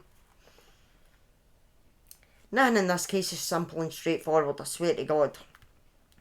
Now, of course, the story doesn't end there. Now, I know that I apologise, this story's taking longer than normal. Normally, they're an hour and a half, but this one's taking a bit longer because it's so dark. It just keeps going. I'm getting near the end now, I promise. The story, it doesn't end there, because why would it? I wouldn't have a story time with Buck if it did.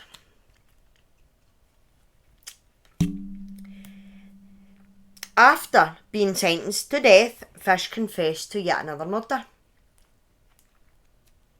This time, his victim was, now again I'm getting conflicting ages here, he was either 8 or 9. Francis X. McDonald.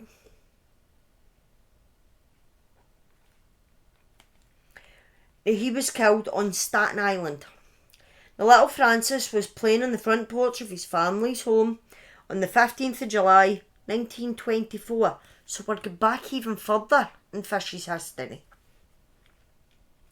His mother said that at the time she saw an old man walking past, clenching and unclenching his fists. And he walked past without saying anything. Later in the day, he was seen again, but this time he was watching young Francis and his friends play. Francis's body was found in the woods near where a neighbour had seen Francis and the old man going earlier that afternoon. He had been strangled.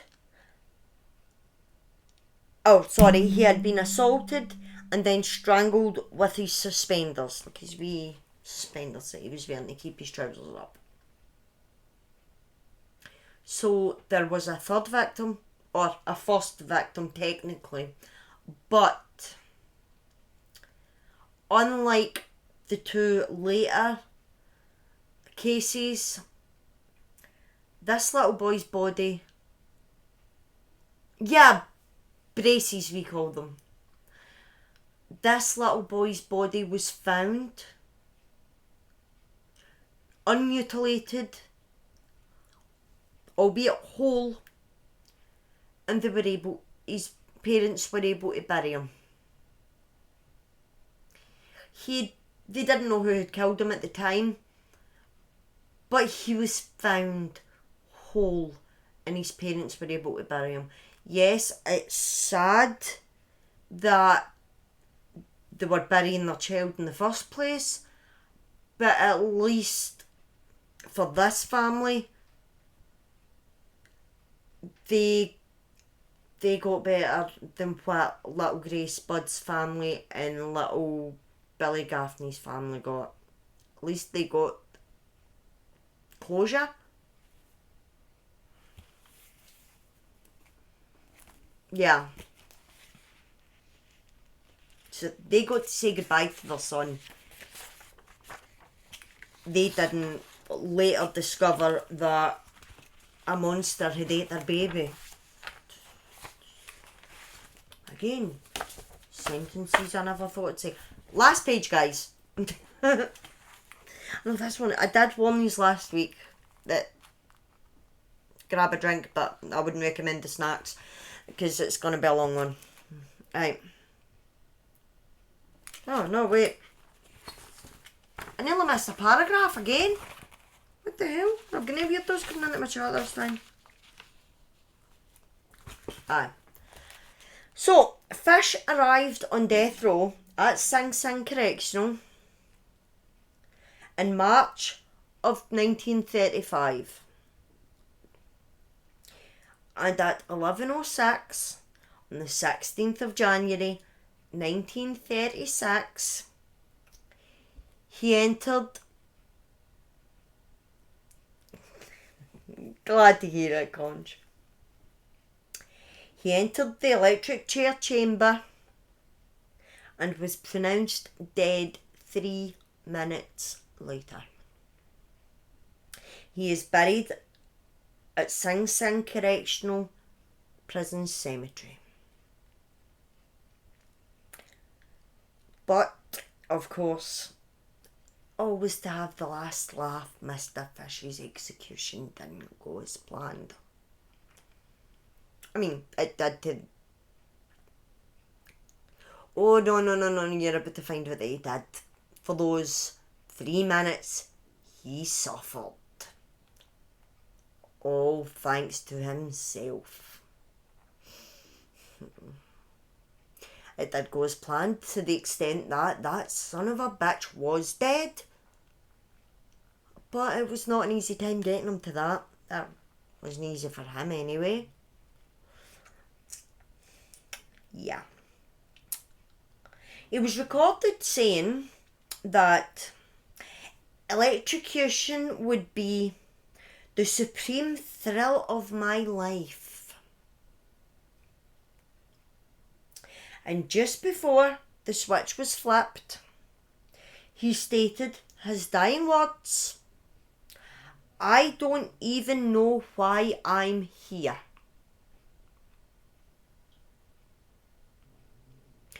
I know, I get what you mean, but also remember this is a guy that gets his kicks from being in pain.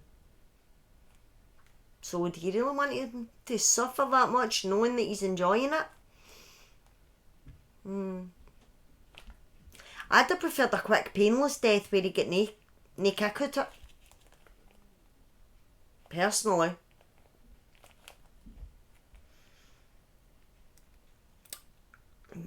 But legend has it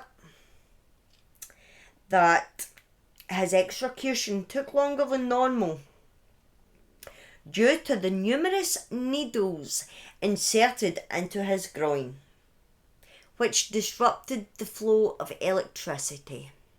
See, firing squad would have worked. He cooked. It wasn't a simple electrocution to the brain, boom, he was dead. No, this motherfucker literally fried because of the needles in his groin that he himself put there.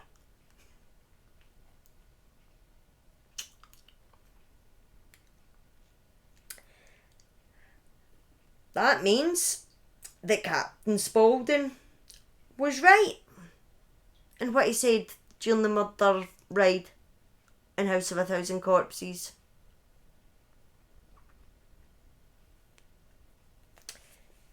And if you have an Aussie online, give me 2 seconds. He inserted them into his groin for his own sexual gratification.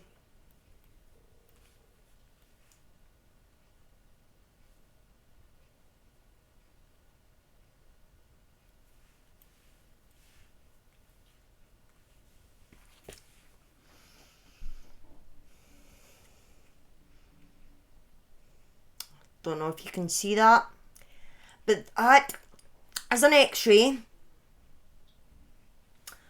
of Albert Fish's groin. In fact, that's a better picture,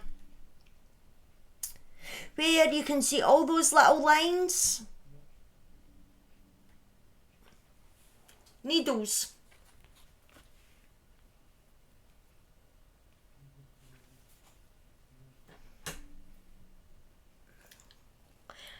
It was estimated that there were at least 29 needles in his groin. I actually thought that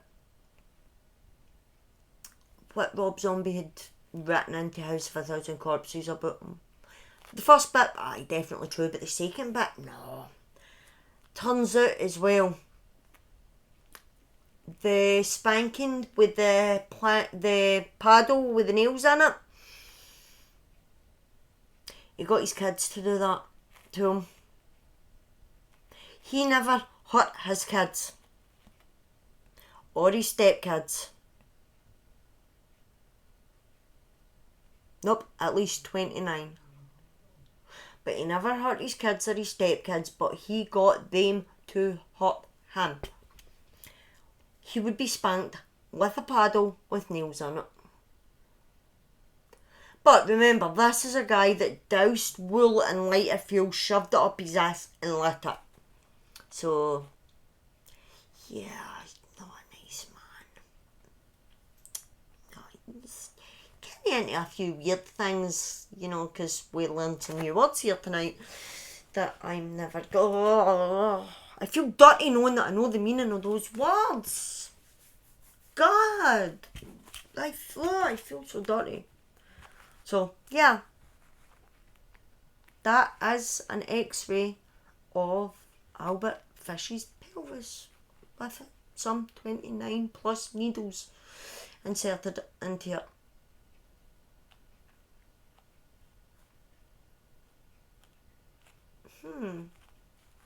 Not so much, Ruth. I mean, you know what I got up to at the weekends?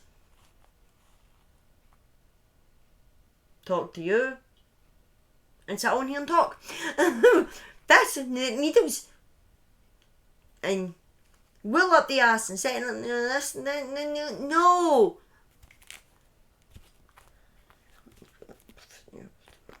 Really? Right. But even death didn't stop the trail of destruction left behind by this man. No. Now we know for certain that he killed 3 people. In chronological order, Francis X McDowell. I think that might mean X as in the 10th, but I don't know.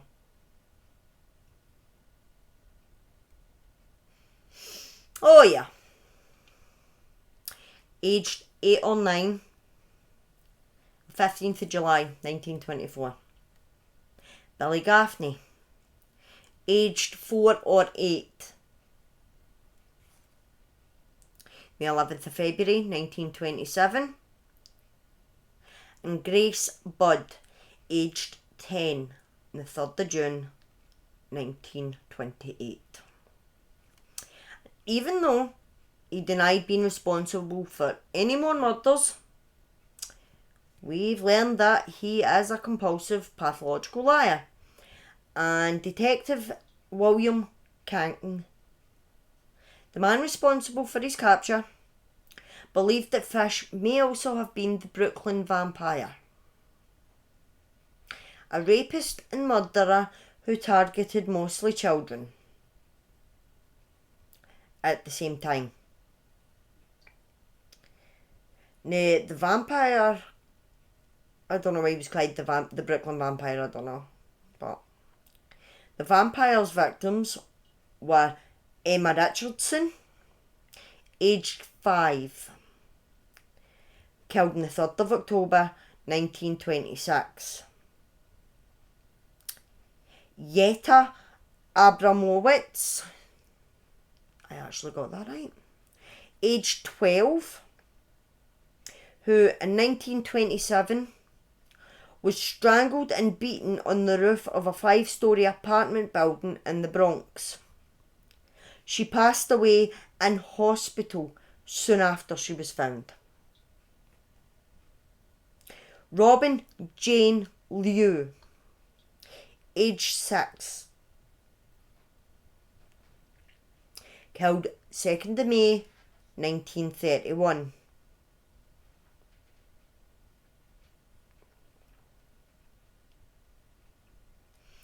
Mary Ellen O'Connor, aged 16, her mutilated body was discovered in the woods close to a house that Fish had been painting in Queens on the 15th of February 1932.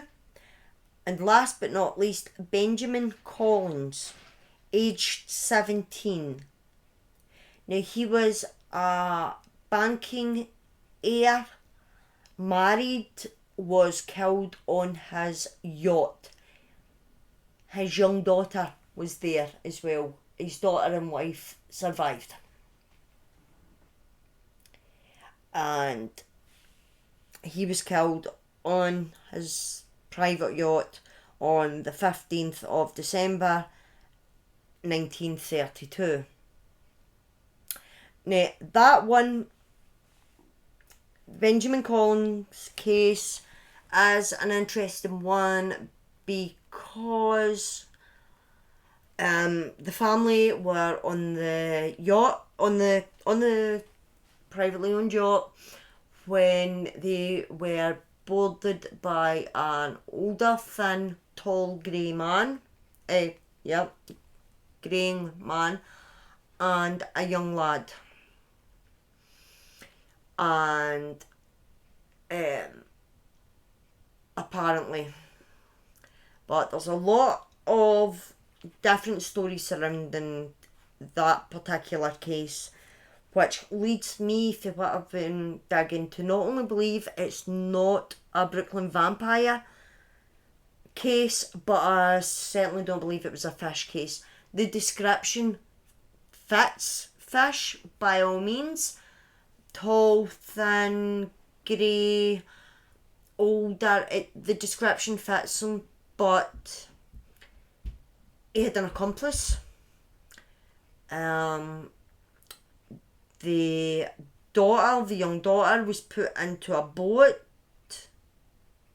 and cut loose. She was later rescued by a passing ship. Fish liked young children. He wouldn't let the daughter go. And he probably wouldn't let the wife live either. But there's also speculation that the wife was involved.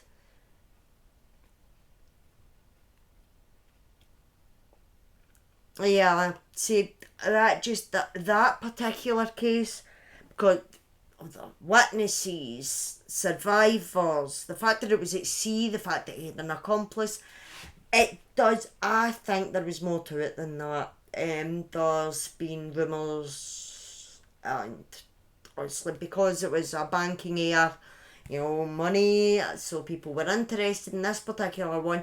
For a start, Fish didn't go for people that would be missed. He made that perfectly clear. He avoided that. So, rich white guy, probably not a normal victim profile. He wouldn't have went for him in the first place. Just too much of that particular case just doesn't sit right with me. I don't believe that was him, and I don't believe it was a Brooklyn vampire. If they were the same person, which there is, gone by the other victims of the vampire, there is a distinct possibility that it was in fact Albert Fish that was the Brooklyn vampire.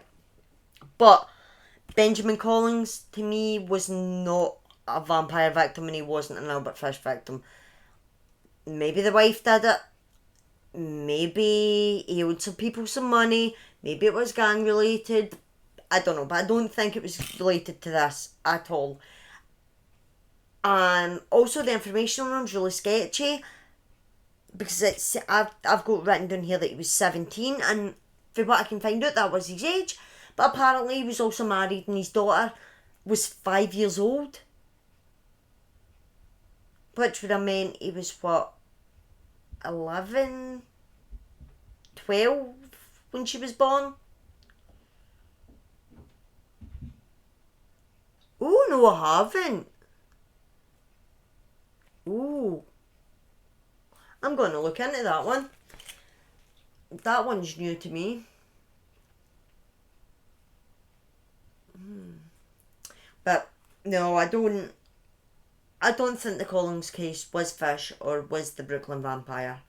And I don't know how a 17-year-old ended up with a 5-year-old daughter and a wife on a private yacht. I don't know, it just did his name. But the other 4 victims, yeah, I'll look into that one. I'll put Richard Chase into the book. Right. Now, we've no way of knowing for certain how many children Fish killed. Because everything he said can be taken with a pinch of salt. He's proved time and time again that he's a liar. And he's quoted as once saying that he had children in every state. And that he had around 100 victims. Victims of what? Because he never said if they were assault victims, rape victims, cannibalism victims, or that's if there's any truth in it at all. You know, these 100 victims might not have existed at all. I do definitely think there's more than we know, but I think he's over exaggerating. I think he might be overcompensating just a wee bit, you know. But hey,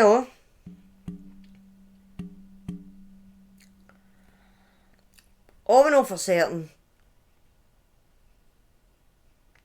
is that he was a sick, yeah, most definitely, he was a sick motherfucker.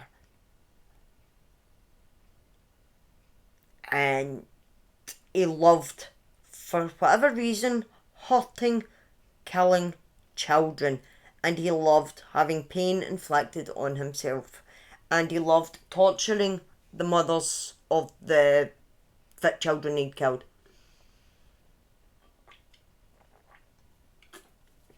Because you do not go into that much detail. True or not, let's not get into the whole did what you say happened actually happen, or is he making up? Let's not get into it. Whether it happened or not is irrelevant.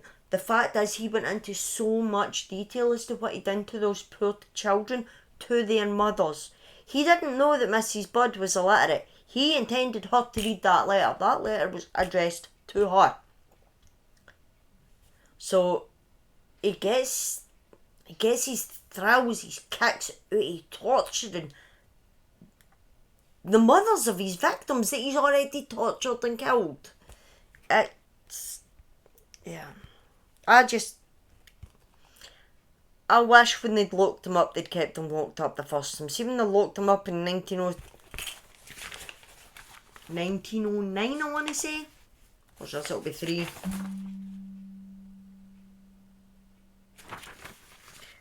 It'd help if I went to the right fucking page. You know, I thought having a clipboard would make this easier.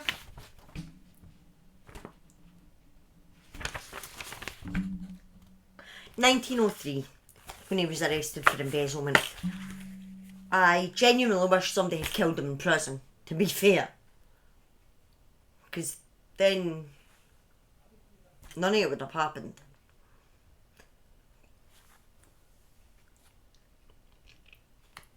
But he was caught and he was stopped. So, and the scariest thing was, he was doing this in God's name. God himself was speaking to this man, telling him to kill children. Yeah, it definitely would have purple. There's no doubt about that. It just...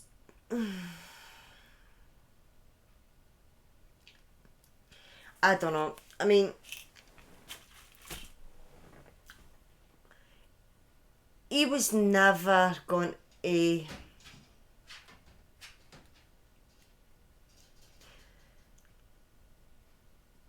was... See, I'm Wiccan, I believe in many gods. And Albert didn't seem to be a God-fearing man. That's the thing. You know, he didn't seem to go to church. He didn't seem to be religious. But even taking that out of the equation, right? He was abandoned when his dad died. He was abandoned by his mum, thrown in an orphanage. Nah, don't want him. I can't look after him. You have him. He was only there for 4 years, right? He was only there between the ages of 5 and 9. And if that hadn't happened, if he hadn't been in the orphanage, would he have discovered his liking for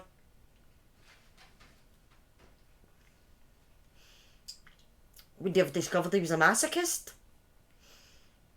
I don't know. Because I mean, when all said and done, right, despite everything he did, right back at the very beginning, this was a 5-year-old boy that was getting an erection because he was being whipped and beaten by the staff at the orphanage. They knew it was happening, the other orphans knew it was happening, so why was it not picked up on? Why did nobody go, hold on a wee minute, no. No. This isn't normal for a 5-year-old. I mean, that shit ain't normal for a 35-year-old. So,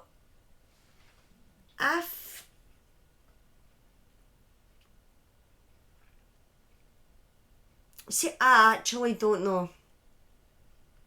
The orphanage isn't named. Or at least no that I could find. But, I mean, it could very well have been.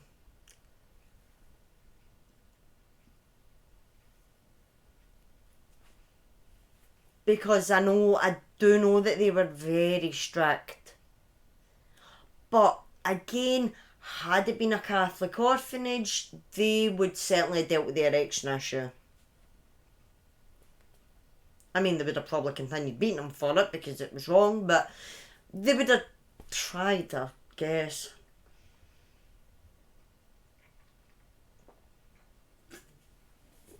But I just can't help but think, had them ever no chucked him in there in the first place, maybe none of it would have happened.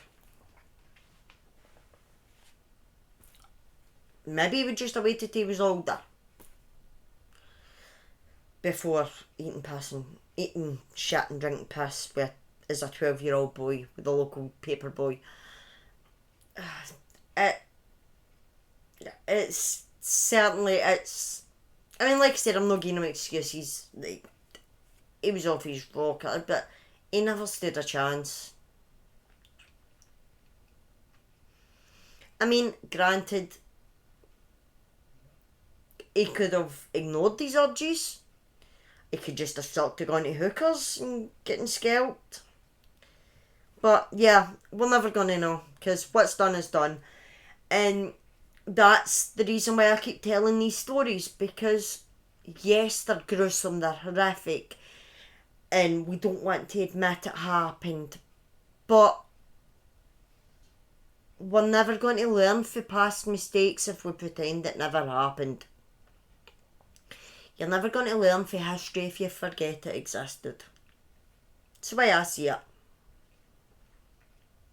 Right, but I'm going to call it a night, because that has been a long story. It's been a lot longer than normal. Next week, I have got, where's my book? I have got an interesting little tale that my mother-in-law put me onto. It is actually quite close to me, so it's another Scottish story. So we're going back to Scotland the Graves for a week before. Not quite. Just too slow. I just looked up. So yeah, we're coming back to Scotland for a story before heading back across the Atlantic. But yeah, interesting story next week. Not as heavy. I actually happened to look up before, just as you'd played it. You know how I'm usually looking at the screen in this anyway. It's easy to get me on a Tuesday or a Thursday. It's really easy to get me on a Thursday when I'm playing my horror games. So yeah, an easier... I mean, yeah, somebody still dies. Obviously, I wouldn't be telling the story otherwise. But it's not as heavy next week. And for what I can gather, there are no children involved. At least not that I've found yet. So... certainly an easier going story next week, but it's a lot more recent and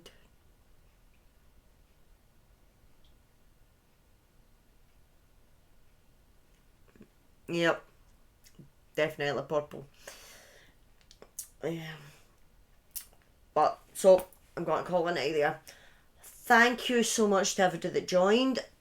Thank you so much, Conch, for the raid. Thank you to all my freaking new people who thought they would drop in and try and talk smack in the chat, because you know I'm so intimidated.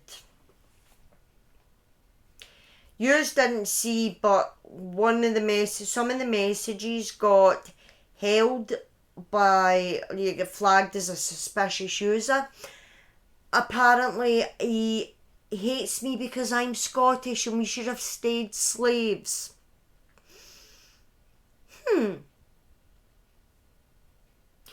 That's all well and good, mate, but newsflash, my family were not Scottish slaves. My family are from Romanian and Belgian. So, aye. Yeah. I know. Still wanna be try to cause shit. But, aye, so I'm going to cut it out there. Thank you so much to everybody that joined me. I will be back on Tuesday night with some Fortnite. We will be back with the new podcast on Saturday evenings over on Mr. Modman's channel. I believe him and Wraith are back tomorrow. Wraith during the day and Ginger at night as well. And then I'm back, of course, on Thursday with the next instalment of Resident Evil, which I really need to find a walkthrough for because I'm so stuck. But, go hug your loved ones, make yourself a nice cup of tea, watch something funny on TV. I think I'm going to go and make myself a cuppa. And I believe Diners, Drive-Ins and Dives is about to come on Food Network, so I'll sit and watch that. I love Guy. I think he's brilliant. That's almost my wee pick me up at the end of the Sunday night stories. But I will catch you all next time. And like I said, go and hug someone. Purple, nice warm blanket and a cup of tea. And funny TikToks. Watch cat TikToks, they're always funny. But until next time, bye bye now.